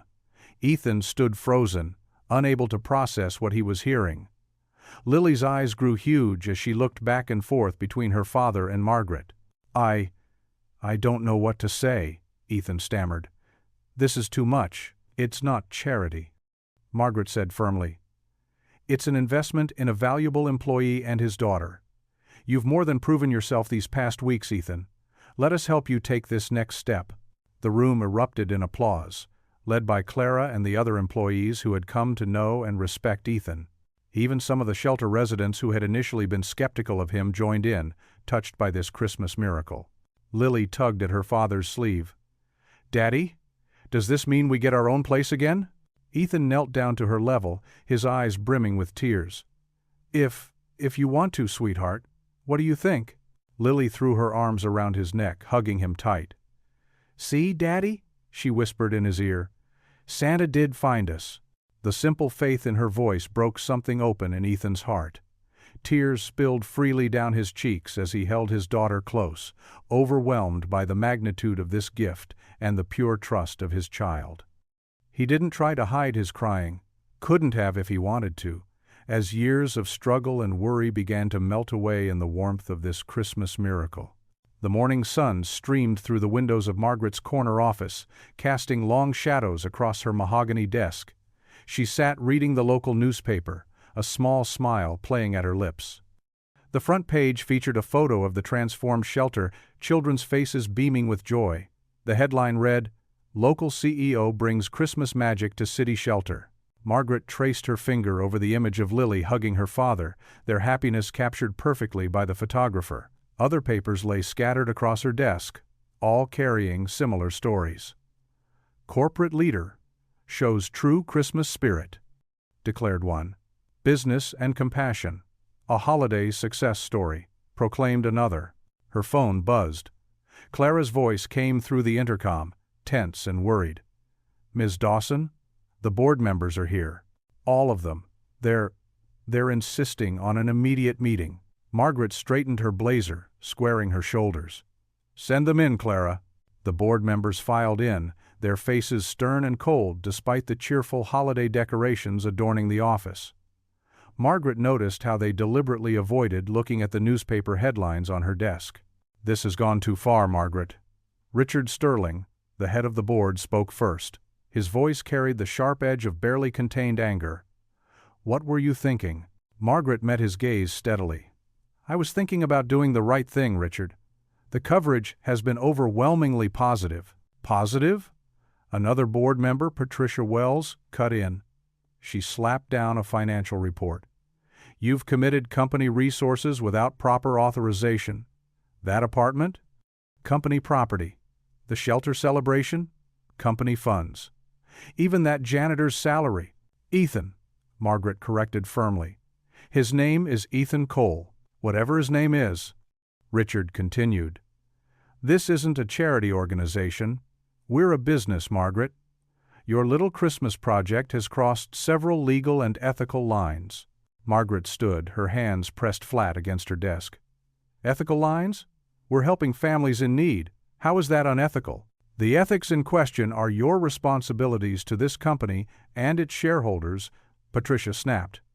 "You've diverted resources, made unilateral decisions affecting company assets, and potentially exposed us to liability issues."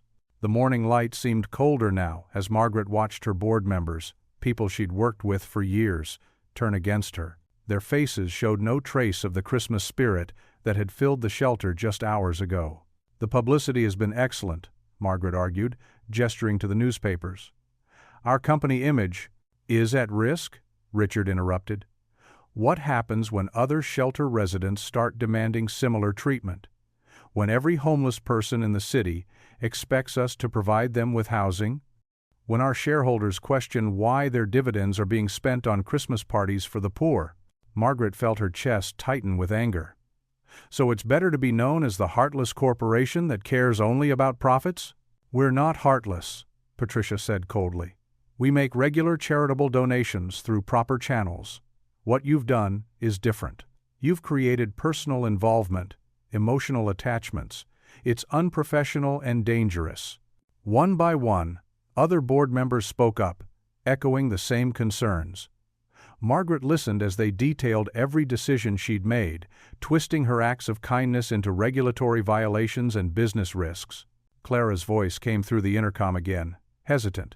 "Ms. Dawson? There's a reporter from the Business Journal on line 1. They want a statement about the shelter initiative." Richard's face darkened. "End this now, Margaret, or we will." Margaret stood her ground. "The initiative stays. Ethan keeps his job. Lily continues in our daycare program. And that apartment? It's a temporary solution that's already been arranged." The board members exchanged looks.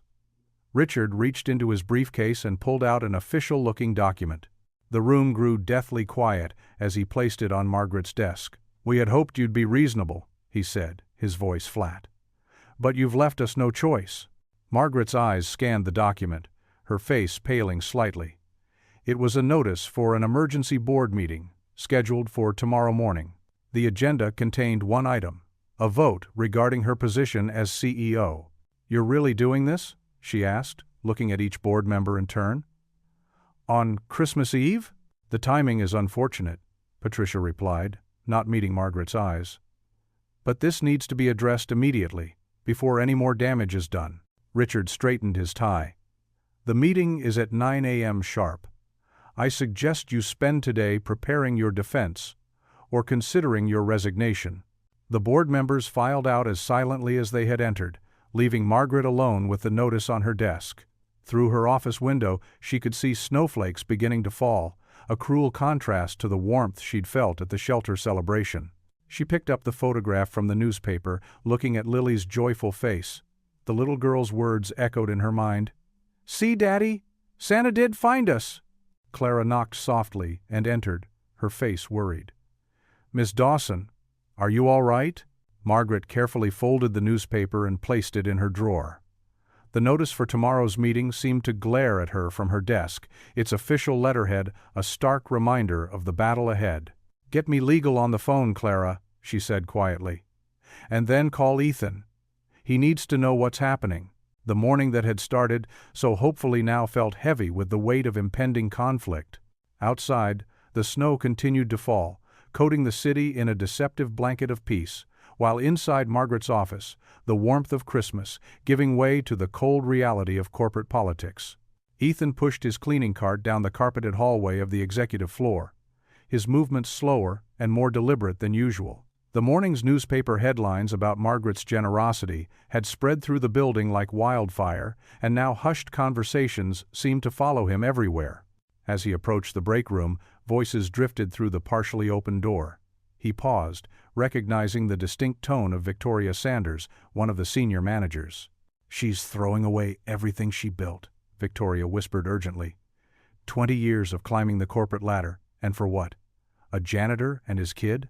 "Keep your voice down," another voice warned. "He might hear you." "Well, maybe he should," Victoria continued. "The board's furious. They're saying she's gone soft, letting emotions cloud her judgment. Did you see how much money she spent on that shelter event?" Ethan's hands tightened on the handle of his cart. Each word felt like a physical blow. "I heard they're calling an emergency meeting," a third voice added. "Something about misuse of company resources and breach of fiduciary duty, all because she couldn't resist playing Santa Claus to some homeless people." The voices grew fainter as the group moved deeper into the break room. Ethan stood frozen, his chest tight with growing guilt. He thought about Margaret's kindness, her defiance of the board, the way she'd stood up for him. Now her career was in jeopardy because of him. Throughout the day, more whispers reached his ears. In the elevator, 2 accountants fell silent when he entered, their previous conversation about irresponsible, charitable decisions hanging in the air. Near the copy machine, an intern quickly switched tabs on her computer screen, but not before Ethan glimpsed a company email about the board's emergency session. During his lunch break, sitting alone in the staff cafeteria, he overheard more pieces of conversations. "Poor Margaret," someone said. "She worked so hard to get here. To throw it all away like this. The board's right, though. You can't run a business on feelings." Clara, the receptionist who had warmed to Lily, caught his eye from across the room. Her face showed sympathy, but even that felt like another weight on his shoulders. In the afternoon, Ethan was cleaning the conference room windows when he saw Margaret walking briskly through the lobby below, surrounded by stern-faced men in expensive suits. Her usual confident stride seemed slightly diminished, her shoulders tenser than normal. She disappeared into an elevator, and Ethan's heart sank further. The guilt grew heavier with each passing hour. He thought about his wife, about how she'd always told him to stand on his own feet. "Pride isn't about refusing help," she'd said. "It's about making sure the help counts for something good." But this didn't feel good. It felt like he was destroying someone else's life. As his shift ended, Ethan made his way to the child care center to pick up Lily. She bounced toward him, clutching a Christmas drawing she'd made, her face glowing with happiness he hadn't seen in months. "Daddy, look, I drew our new home," she exclaimed, holding up the paper covered in crayon marks. "And there's Miss Margaret too, see? She's wearing her green Christmas dress." Ethan's throat tightened as he took the drawing. In Lily's innocent art, everyone was smiling, standing together under a rainbow. If only real life could be that simple. The drive to their new apartment was quiet, with Lily humming Christmas carols in the back seat. The company-owned building stood tall and welcoming, its lobby warm and well lit, such a contrast to the shelter they'd left behind. The security guard nodded respectfully as they passed, but Ethan could barely meet his eyes. Their apartment, though modest, felt like a palace compared to what they'd known recently. Lily had her own room for the first time in months, with soft yellow walls and a window overlooking the city. She'd arranged her few possessions carefully on the dresser Margaret had provided, including a stuffed reindeer from the shelter Christmas party. After dinner, Ethan tucked Lily into her new bed, under the thick quilted comforter that still smelled fresh from the store. She fell asleep quickly, peaceful and secure, while Ethan sat in the darkness watching her. The streetlights outside cast a gentle glow across her face, highlighting her innocent features. "I'm sorry, sweetheart," he whispered, his voice barely audible. "We can't stay here. Not if it means ruining Margaret's life." He thought about the newspaper headlines, the board's reaction, the whispers in the hallways. Margaret had built her company from nothing, earned every step of her success. He couldn't be the reason it all came crashing down. She deserved better than that. Lily shifted in her sleep, pulling the quilt closer. The sight nearly broke him. How could he take her away from this warmth, this security? But the alternative, being responsible for Margaret losing everything she'd worked for, seemed even worse. Ethan sat there for a long time, watching his daughter sleep, wrestling with the decision he knew he had to make. The clock on the wall ticked steadily, marking the minutes of their last night in this brief glimpse of a better life. His mind was made up. They would leave quietly, slip away before they could cause any more damage. He'd write Margaret a note, thanking her but explaining why they couldn't accept any more help. It would hurt Lily, but maybe less than watching their presence destroy someone who'd shown them nothing but kindness. The city lights twinkled beyond the window, and somewhere in the distance, church bells chimed the late hour. Ethan remained in his vigil, memorizing every detail of this moment. His daughter peaceful under her first warm quilt in months, even as he prepared to give it all up to protect the woman who'd made it possible. The first rays of dawn crept through the apartment windows, casting long shadows across the unfamiliar furniture. Ethan sat at the small kitchen table, his shoulders hunched as he pressed pen to paper. The apartment felt too nice, too clean, too perfect for someone like him. The weight of yesterday's overheard conversations pressed heavily on his conscience. "Dear Margaret," he wrote, his normally steady hand trembling slightly. "I cannot thank you enough for everything you've done for Lily and me.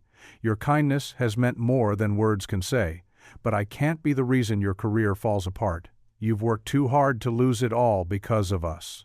He paused, swallowing hard against the lump in his throat.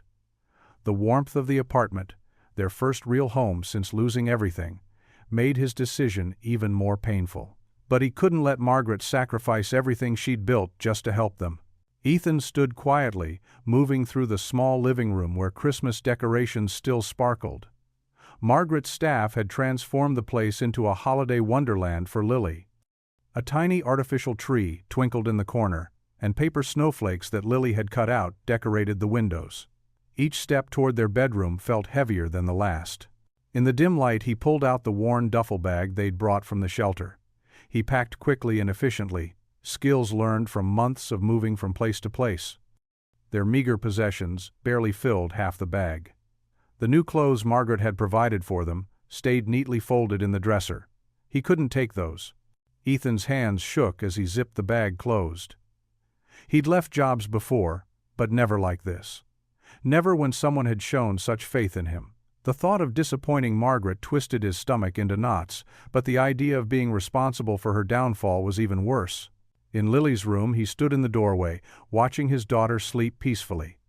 Her small form was curled under the new quilt, her favorite stuffed rabbit clutched tight against her chest. The room still had that fresh paint smell, and star-shaped glow-in-the-dark stickers dotted the ceiling, another of Margaret's thoughtful touches.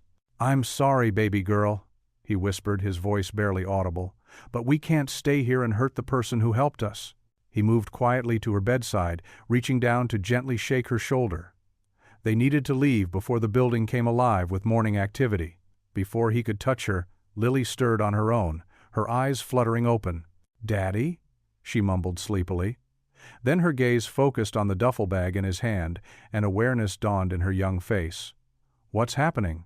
"We need to go, sweetheart," Ethan said softly, trying to keep his voice steady. "Get your coat on." Lily sat up, the quilt falling away. Her lower lip trembled. But this is our home now. Miss Margaret gave it to us. I know, baby, but we can't stay. He reached for her coat, hanging on the bedroom door. No. Lily's voice rose sharply, tears springing to her eyes. She scrambled out of bed, backing away from him.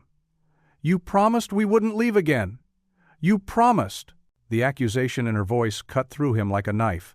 Lily, please, we have to. Did I do something wrong?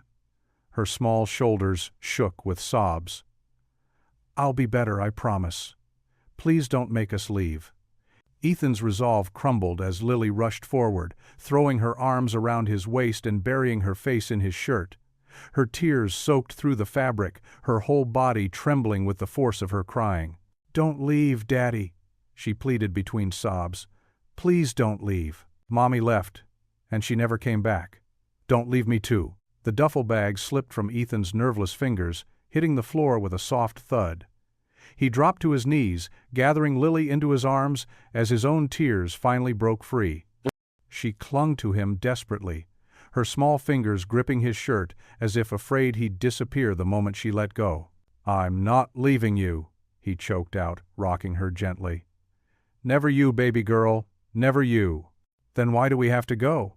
Lily hiccuped, her tear-streaked face pressing against his neck. Miss Margaret said we could stay. She promised. And you said Mommy always told us to keep our promises. The mention of her mother, and promises, struck Ethan like a physical blow.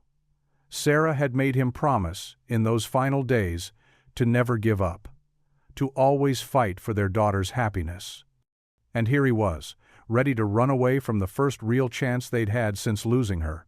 Miss Margaret will get in trouble because of us, he tried to explain, his voice rough with emotion.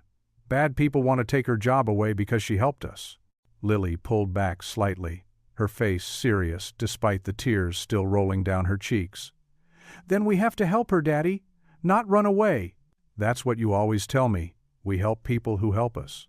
Ethan's heart shattered at the sight of Lily's tears. Her small shoulders shook as she stood in her pink pajamas, clutching her worn teddy bear. The morning light streaming through the window caught the tears on her cheeks, making them glisten like tiny diamonds. Baby, please don't cry, Ethan said softly, dropping his packed duffel bag and kneeling before her. The bag hit the floor with a dull thud that seemed to echo through the quiet apartment. Come here, sweetheart. Lily shuffled forward, her lower lip trembling. You promised we'd stay together forever, Daddy. You promised. Her voice cracked on the last word, making Ethan's chest tighten painfully. He gathered her into his arms, feeling her tiny body tremble against his chest. The familiar scent of her strawberry shampoo, a luxury Margaret had provided, filled his nose. I'm not leaving you, baby. Never. We'll find somewhere else to go. Together. But why? Lily pulled back just enough to look into his face, her brown eyes wide and questioning. Miss Margaret gave us this nice place. She likes us. And I made friends at daycare. Ethan brushed a tear from her cheek with his thumb. Sometimes grown-ups have to make hard choices to protect other people. Miss Margaret, she might lose her job because she helped us. I can't let that happen. But Mommy said, Lily hiccuped, squeezing her teddy bear tighter. Mommy always said never give up when it's hard. The words hit Ethan like a physical blow. Sarah's face flashed in his mind. Her bright smile even in her final days, her unwavering determination through every setback. She'd fought so hard, never once letting go of hope, until the very end. What else did Mommy say about hard times? He asked softly, his voice rough with emotion. Lily's face scrunched up in concentration. She said that running away doesn't fix anything, and that brave people face their problems. She looked up at him earnestly. Are you being brave, Daddy? Shame washed over Ethan. Here he was, teaching his daughter all the wrong lessons. Running away in the middle of the morning, leaving nothing but a note. What kind of example was he setting? No, baby, he admitted, pulling her close again. I wasn't being brave at all. And Miss Margaret would be sad if we left, Lily continued, her small hands patting his back comfortingly. She needs friends too, Daddy. She looks lonely sometimes, like you do. Ethan closed his eyes. amazed at his daughter's perception. He thought about Margaret's face when Lily had first spoken to her at the shelter, how something had cracked in her professional mask, how she'd looked younger somehow when helping serve Christmas dinner, how her eyes lit up when she watched Lily playing with the other children. "When did you get so smart?" he murmured into Lily's hair. "Mommy said I got it from her," Lily replied with a tiny giggle, the sound lightening the heavy atmosphere. Ethan pulled back, holding Lily by her shoulders and looking into her eyes. Sarah's eyes. "You really think we should stay?" Lily nodded emphatically. "Miss Margaret is fighting for us, Daddy. Mommy would say we should fight too." The truth of his daughter's words settled deep in his chest. Sarah would have been disappointed in him for trying to run. She'd fought so hard to give Lily a good life, against poverty, against illness, against despair itself. And here he was, ready to throw away a chance at stability because he was scared of causing trouble. "You're right," he said finally, standing up and picking up the duffel bag. "We're not going anywhere." Relief flooded Lily's face. "Promise?" "I promise." He carried the bag back to his room, Lily trailing behind him. As he unpacked the hastily stuffed clothes, his mind raced. He couldn't just hide in the apartment and hope things worked out. Margaret was fighting for her position because she'd chosen to help them. The least he could do was face this challenge alongside her. "Daddy?" Lily's voice was small but steady. "Are you going to talk to Miss Margaret?" He paused in folding a shirt. "Yes, sweetheart. I need to tell her I'm sorry for almost running away. And maybe," he took a deep breath, "maybe there's something we can do to help her too." "Like what?" "I don't know yet," he admitted. "But Mommy always said that honest words from the heart are the best place to start." Lily beamed at him, her earlier tears forgotten. "Can I wear my pretty dress to see Miss Margaret? The one she gave me for Christmas?" Ethan smiled, his heart feeling lighter despite the uncertainty ahead. "Of course you can, baby. But first, let's have some breakfast. We've got a big day ahead of us." As he watched Lily skip off to her room to change, Ethan's resolve strengthened. Sarah had never given up, not even at the end. She'd faced every challenge with grace and determination, teaching their daughter to do the same. He couldn't dishonor her memory by running away now. He picked up the goodbye letter from the kitchen table, looking at the words that now seemed cowardly. With deliberate movements, he tore it into tiny pieces and dropped them in the trash. Whatever came next, he would face it standing tall, with his daughter by his side. Just as Sarah would have wanted. Margaret Dawson stood at the head of the mahogany conference table, her hands pressed firmly against its polished surface. The morning light filtered through the floor-to-ceiling windows of the top-floor boardroom, casting long shadows across the faces of the 12 board members seated before her. Their expressions ranged from open hostility to carefully masked disappointment. "This company was built on integrity," she began, her voice steady despite the tension knotting her stomach. "And yes, that includes profit. But it also includes doing what's right." "What's right?" Gerald Matthews, the lead board member, interrupted with a derisive snort. He adjusted his wire-rimmed glasses, peering at her like a disappointed teacher. "What's right is protecting shareholder value. What's right is maintaining our corporate image, not turning our headquarters into a homeless shelter." The words stung, but Margaret lifted her chin. "We hired one man, one father trying to give his daughter a better life. How does that damage our image?" "It's not just about the janitor," Patricia Reynolds, another board member, cut in. Her perfectly manicured nails tapped an impatient rhythm on the table. "It's about the precedent you're setting. The company apartments are meant for visiting executives, not charity cases. The child care center is for employees' children, not—" "Lily Cole is an employee's child," Margaret interrupted firmly. "Her father works here now." "As a janitor," Gerald sneered. "Temporary charity work you arranged without board approval." Margaret took a deep breath, trying to keep her rising frustration in check. She walked slowly around the table, making eye contact with each member. Some looked away. A few held her gaze. "When I started this company with my father 30 years ago, we worked out of a converted garage," she reminded them. "We hired people based on their character, their work ethic, not their address or bank account." "Times have changed," Gerald said flatly. We're a Fortune 500 company now. We have standards to maintain." "Standards?" Margaret's voice rose slightly. "Like turning our backs on people who need a chance? Like teaching our employees that compassion is weakness?" She pulled out several papers from her portfolio, laying them on the table. "Our employee satisfaction scores have actually improved since Ethan started. Morale in the maintenance department is up. Even productivity has increased in departments where he works. Temporary feel. Good statistics," Patricia dismissed with a wave of her hand. "Meanwhile, 3 major investors have expressed concern about your recent, charitable impulses. They're worried you're losing your edge," Gerald added. "Going soft. The Margaret Dawson they invested in wouldn't let emotion cloud her judgment."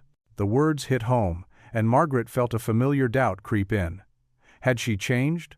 Was that necessarily bad? "Maybe I am different," she admitted, surprising them with her candor. "Maybe seeing a little girl's faith in Christmas magic reminded me of something important. Maybe watching her father work twice as hard as anyone else here, despite the whispers and sideways looks, showed me what real strength looks like." She straightened her spine, squaring her shoulders. "But I'm not just fighting for Ethan and Lily. I'm fighting for what this company could be, should be. A place where success and compassion aren't mutually exclusive." "Pretty words," Gerald said coldly.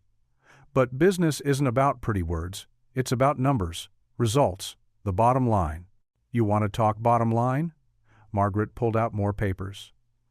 "Our social media engagement is up 300% since the Christmas Eve shelter event. Local press coverage has been overwhelmingly positive. 3 potential clients have specifically mentioned our community involvement as a factor in considering partnerships." She spread the documents across the table. "Compassion isn't just good karma, it's good business. Today's consumers want companies with heart, with purpose beyond profit." The board members exchanged glances, some uncertain now. But Gerald's expression remained stone cold. "We've heard enough," he said, straightening his tie. "It's time to vote. The motion is simple. Margaret Dawson is to step down as CEO, effective immediately, due to decisions detrimental to company interests." Margaret's heart pounded, but she kept her face neutral as hands began to rise. "All in favor?" 6 hands went up immediately. Gerald's face showed satisfaction. "All opposed?" 5 hands rose slowly, hesitantly. 1 vote remained. Barbara Chen, the oldest board member, sat with her hands folded in her lap. She had been silent throughout the entire meeting. "Barbara?" Gerald prompted impatiently. Barbara looked at Margaret for a long moment. Then she spoke, her voice quiet but clear. "I abstain." The room erupted in murmurs. An abstention meant the motion failed to achieve a clear majority. But it also meant Margaret's position remained precarious, her authority wounded. Gerald's face reddened. "This isn't over," he warned.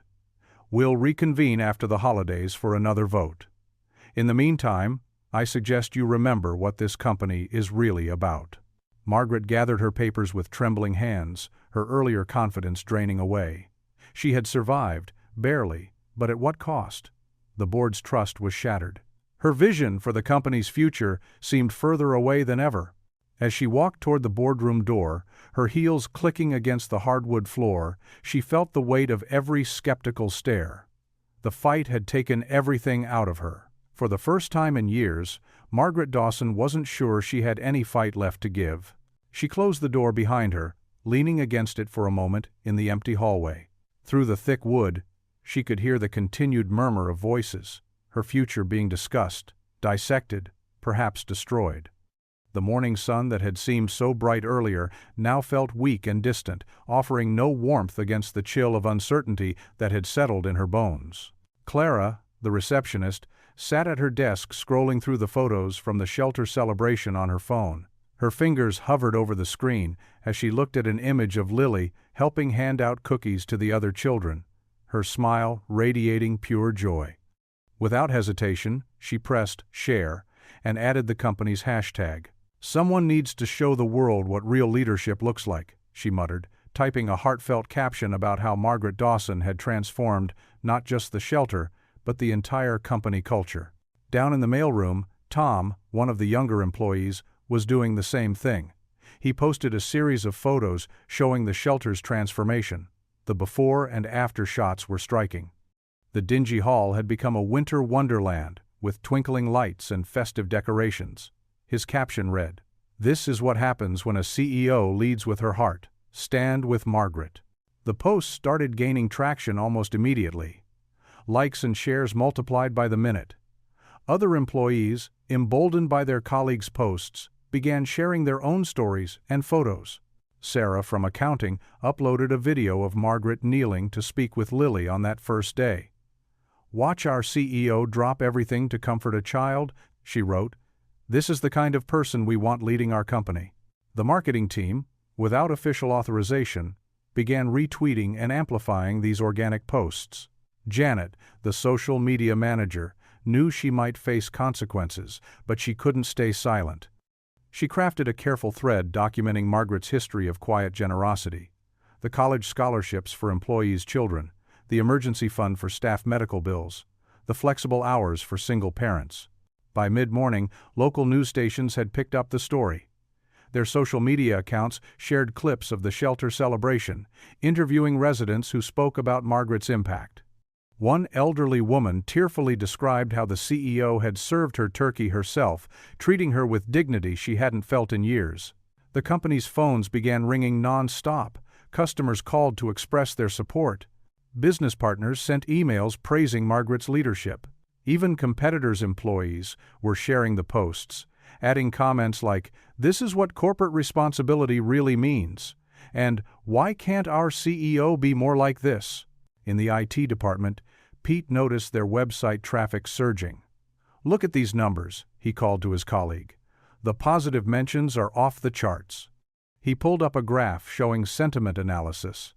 It was overwhelmingly positive, with words like inspiring, leadership, and compassion trending. Photos of Ethan at work began circulating too.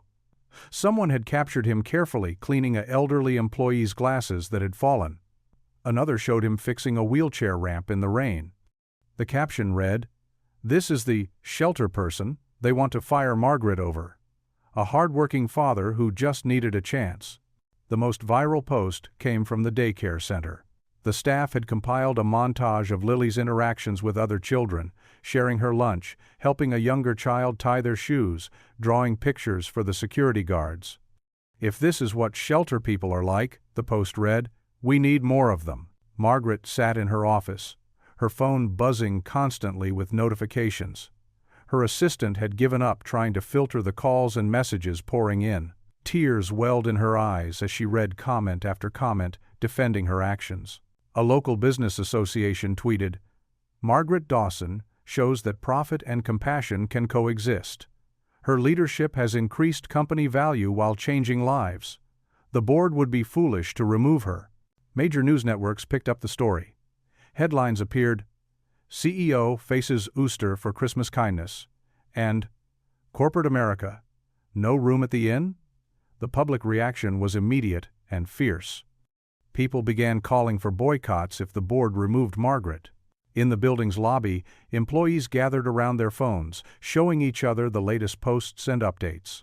The security guard's daughter had posted a photo of Lily giving him a Christmas card, writing about how her father came home smiling for the first time in years because of that little girl's daily hugs. Corporate clients started weighing in. The CEO of a major partner company posted, "Proud to do business with Margaret Dawson and her team. This is the kind of leadership that builds sustainable success." The hashtag #StandWithMargaret climbed rapidly up the trending lists. People shared stories of their own experiences with homelessness, poverty, and the difference one person's kindness had made. Margaret's actions had struck a deep chord, revealing a hunger for corporate leadership that valued humanity over cold profit. Margaret's phone screen blurred as she tried to read through tears. A photo appeared of her helping serve meals at the shelter, captioned by one of her longest-serving employees, "25 years watching this woman lead by example." The board thinks they can bully her into being heartless. They don't know Margaret Dawson. The outpouring of support continued to flood in. Each notification represented another voice standing against the board's cold calculations, another person choosing compassion over convention. Margaret wiped her eyes, overwhelmed by the wave of solidarity she never expected. A new message popped up. The employee union had released a statement. "We stand unanimously with Margaret Dawson. Her leadership reflects the values that built this company. The board's attempt to remove her for showing humanity is exactly why corporate culture needs to change." Looking at her screen through tears, Margaret saw the impact of small acts of kindness rippling out far beyond the shelter's walls. The simple decision to help one family had awakened something powerful, a reminder that business could be both profitable and humane. The main lobby of Dawson Enterprises buzzed with nervous energy. Employees clustered in small groups, their phones lighting up with notifications as the social media storm continued to build. Through the glass doors, Ethan walked in holding Lily's small hand, his work uniform crisp and clean despite his heart feeling wrinkled with worry. "Are you sure about this, Daddy?" Lily squeezed his hand, her other arm clutching her worn teddy bear. Ethan nodded, trying to project confidence he didn't quite feel. "Sometimes we have to stand up for people who've helped us, sweetheart." The usual morning bustle stopped as they entered. Clara, at her reception desk, stood up and gave them a warm smile. Other employees turned to look, their expressions a mix of sympathy and curiosity. The resignation letter felt heavy in Ethan's pocket. Through the lobby windows, he could see more staff gathering outside, some holding handmade signs. "Support Margaret Dawson," read one. "Kindness is good business," declared another. Margaret emerged from the elevator, looking tired but determined. Her usual confident stride was slightly slower, her shoulders carrying the weight of the board's pressure. She stopped short when she saw Ethan and Lily. "Ethan? I thought you'd be starting your shift downstairs." Before he could respond, voices rose from the gathering crowd. More employees were streaming in from different departments, forming an impromptu assembly in the lobby. Phones recorded everything. Ethan swallowed hard and stepped forward. "Miss Dawson, I came to say something, if that's okay." She nodded, her expression curious but guarded. Ethan gently let go of Lily's hand, giving her a reassuring smile. Clara came around her desk and offered to hold Lily's teddy bear, which the little girl surrendered after a moment's hesitation. Taking a deep breath, Ethan turned to face the growing crowd. His voice, usually quiet and reserved, carried clearly across the lobby. "Most of you know me as the janitor from the shelter," he began, his hand slightly shaking. "Some of you probably wondered if I belonged here. Truth is, I wondered that myself." The crowd grew silent, phones still recording. "When my wife died, I lost more than just her. I lost our home, our savings, and nearly lost hope itself. The shelter became our last resort, and every night I'd look at my daughter and feel like I'd failed her." Margaret stepped closer, her eyes softening with concern. But then Miss Dawson came to the shelter. Not for publicity, not for show. She came because she cared. Ethan's voice grew stronger. "She didn't just offer me a job, she offered me back my dignity. And not just me. She transformed that shelter into a place of hope for dozens of families." Murmurs of agreement rippled through the crowd. Some employees nodded, others wiped away tears. "I heard about the board's decision," Ethan continued. "I came here planning to resign, thinking it would help Ms. Dawson if I left quietly. But my daughter reminded me of something important." He looked at Lily, who beamed at him. "She reminded me that we don't give up when things get hard." The lobby erupted in applause.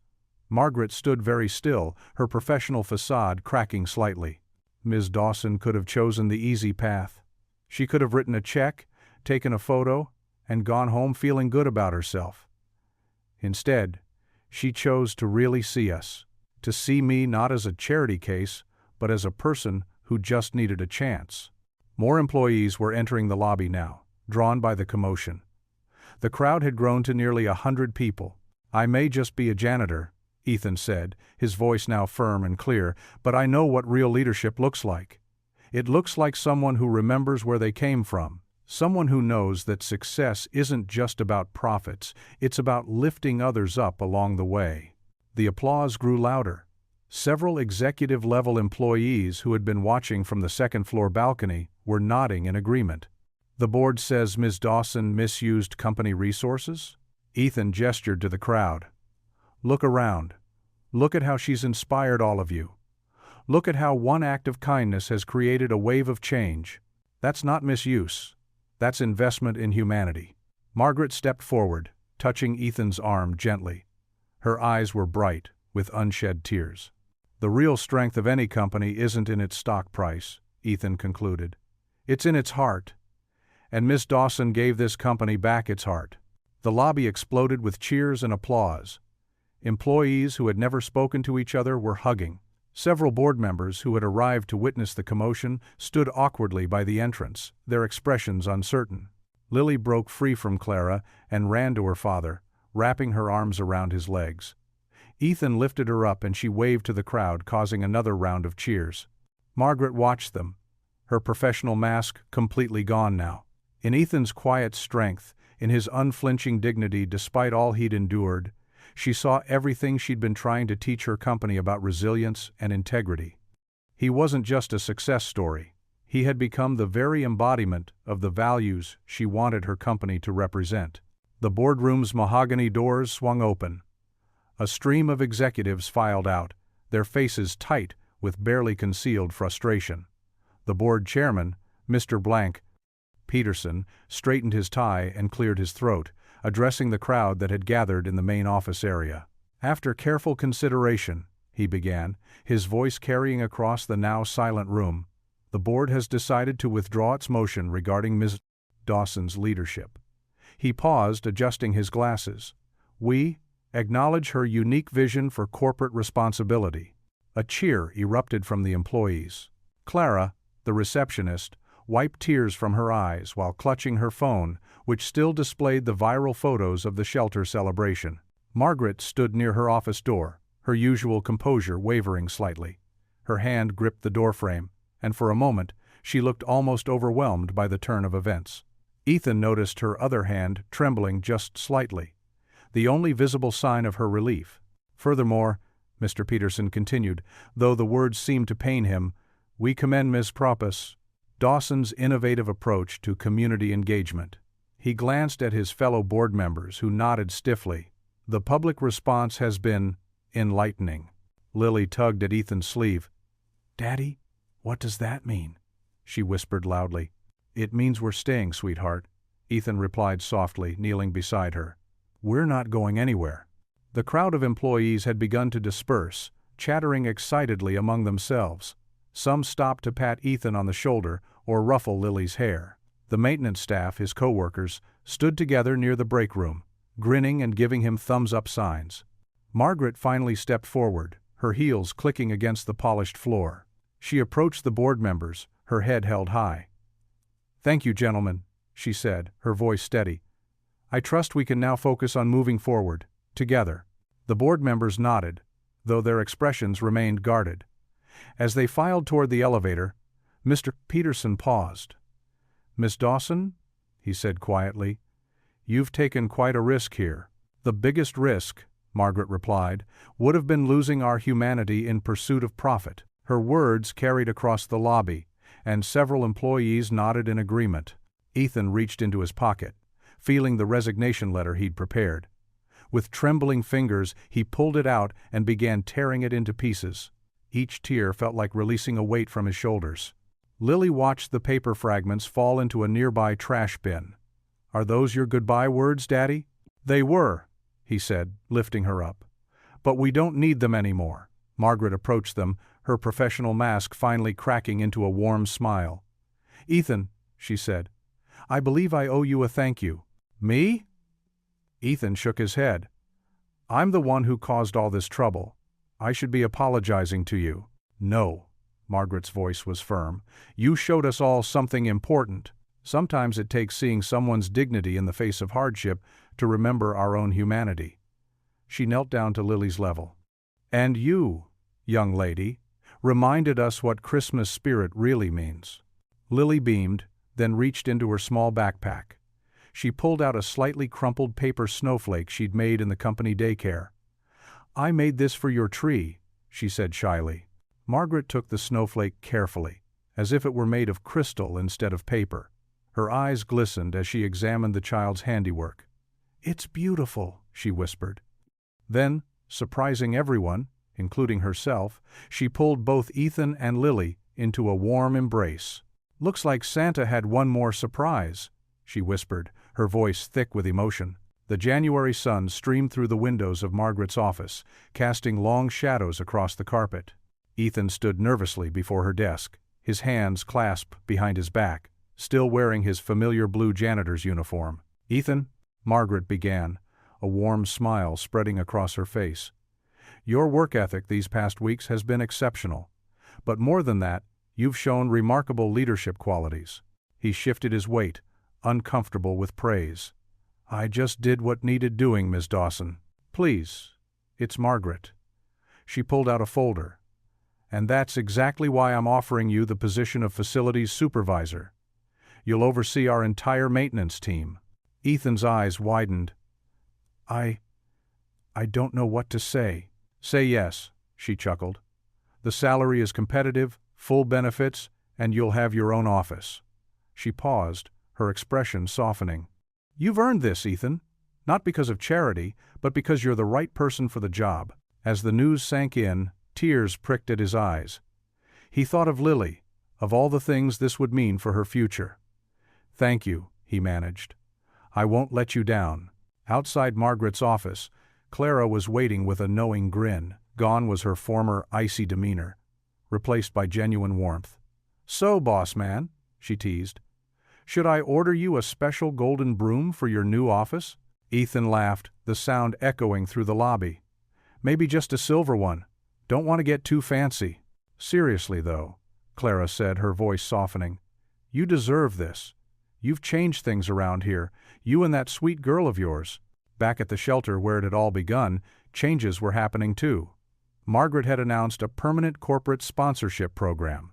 The drab walls now wore fresh paint, and new beds replaced the worn cots. The soup kitchen had been upgraded to a proper cafeteria, and a learning center was being built for the children. Mrs. Thompson, the shelter's longtime director, couldn't stop smiling as she showed Ethan the improvements. "Your story touched so many hearts," she said, leading him through the renovated spaces. "Other companies are following Margaret's lead. We've received more donations in the past month than in the last 3 years combined." In the new playroom, children sprawled on colorful carpets, reading books and building with blocks. A little boy looked up and waved at Ethan. "Mr. Cole, did you really used to live here?"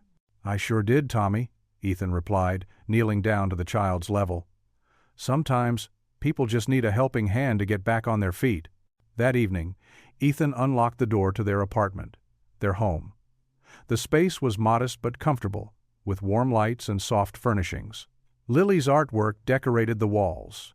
Bright splashes of crayon dreams made real. Lily bounded up to him, wearing her favorite pajamas with dancing unicorns.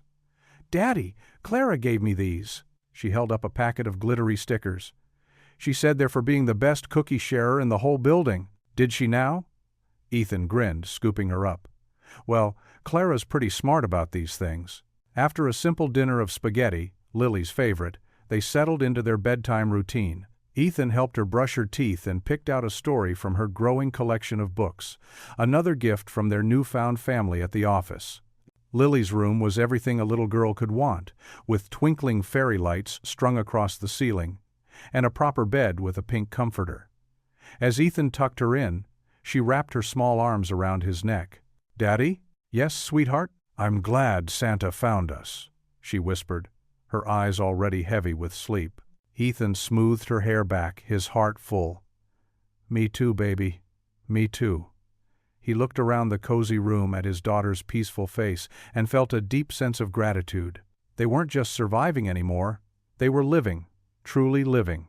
The moonlight filtered through her window, casting a gentle glow across her face as she drifted off to sleep. Ethan sat on the edge of her bed, watching her breathe steadily, both of them smiling at the life they now called their own. The Christmas morning sun painted the city in shades of gold and white. Fresh snow blanketed the streets outside Margaret's office building, and the normally bustling business district was peacefully quiet. Inside the warm office, holiday music played softly from a small speaker on Margaret's desk. Ethan helped Lily out of her puffy winter coat, while Margaret pulled boxes of ornaments from a storage closet. The artificial tree stood tall in the corner of her spacious office, its branches still bare but promising. The three of them had arrived early, before anyone else would come in, to share this private moment together. "Look, Daddy," Lily exclaimed, reaching into a box of shiny baubles. "They're like jewels." Her small hands carefully lifted a delicate glass ball that sparkled in the morning light. "Careful with that one, sweetheart," Ethan said, steadying her arm. He caught Margaret's eye, and they shared a knowing smile. Just weeks ago, he would have felt out of place in this elegant office. Now, somehow, it felt right. Margaret pulled out strings of white lights. "These should go on first," she said, unwinding them. "Ethan, would you help me reach the top branches?" "Of course," he replied, taking the lights. His movements were precise and careful, the same attention to detail he brought to every task, whether mopping floors or decorating trees. Lily bounced on her toes as she watched them work. "Can I help too, please?" "You can be our supervisor," Margaret winked. "Make sure we don't miss any spots." The little girl took her role seriously, pointing out gaps in the lights with all the authority a 7-year-old could muster. "There, and there. The tree needs to be extra bright, so Santa can see it from everywhere." As they worked, the office filled with casual chatter and laughter. Margaret shared stories about her own childhood Christmases, when her family had much less but somehow made every holiday special. Ethan spoke softly about past celebrations with Lily's mother, his voice warm with memories rather than heavy with grief. "Mom always let me put the star on top," Lily said, digging through another box of decorations. "But I made something different this year." She pulled out a carefully wrapped bundle from her coat pocket. Ethan and Margaret paused their decorating to watch as Lily unwrapped a handmade ornament. She had crafted it during art time at the company's daycare. A star made from popsicle sticks covered in silver glitter and tied with a red ribbon. "Oh, Lily," Margaret breathed. "It's beautiful. Clara helped me make it," Lily explained, mentioning the receptionist who had become one of her biggest supporters. "She showed me how to make the sticks stay together and everything." Ethan knelt beside his daughter, examining her handiwork. "You did an amazing job, sweetie. Where do you want to hang it?" Lily studied the tree with intense concentration. "Right there," she decided, pointing to a spot near the middle where the ornament would be easily visible from Margaret's desk. "So you can see it all the time," she told Margaret. Margaret lifted Lily up so she could reach the perfect branch. With great care, Lily hung her star, adjusting it until it caught the light just right. The glitter scattered tiny rainbows across the office walls. "It's perfect," Margaret said, setting Lily down but keeping an arm around her shoulders. This tree needed something special, something made with love. They stepped back to admire their work. The tree glowed with white lights, silver and gold ornaments catching and reflecting the sparkle. Lily's star held pride of place, a humble, handmade treasure among the store-bought decorations. Ethan cleared his throat, fighting back emotion. Just months ago, he'd been unable to promise his daughter even the smallest Christmas celebration. Now here they stood, in a warm office, with a beautiful tree, and, more importantly, hope for their future. Margaret squeezed his shoulder, understanding in her eyes. "Amazing what can happen in just a few weeks, isn't it?" "Thank you," he managed. "For everything." Lily tugged at Margaret's sleeve. When Margaret knelt down, Lily threw her arms around her neck in a tight hug. "Now Santa will always know where to find us," she whispered. The three of them embraced, their laughter and tears mingling in the quiet morning light. The tree sparkled behind them, Lily's star catching the sun's rays and sending them dancing across the room, a beacon of hope fulfilled. What would you do if you were in their place? Comment your answer below, and let's see how you'd rewrite the ending. If you thought this was just the beginning, you're right.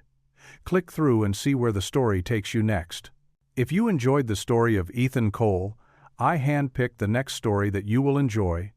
Please don't miss this one. Click here to watch it.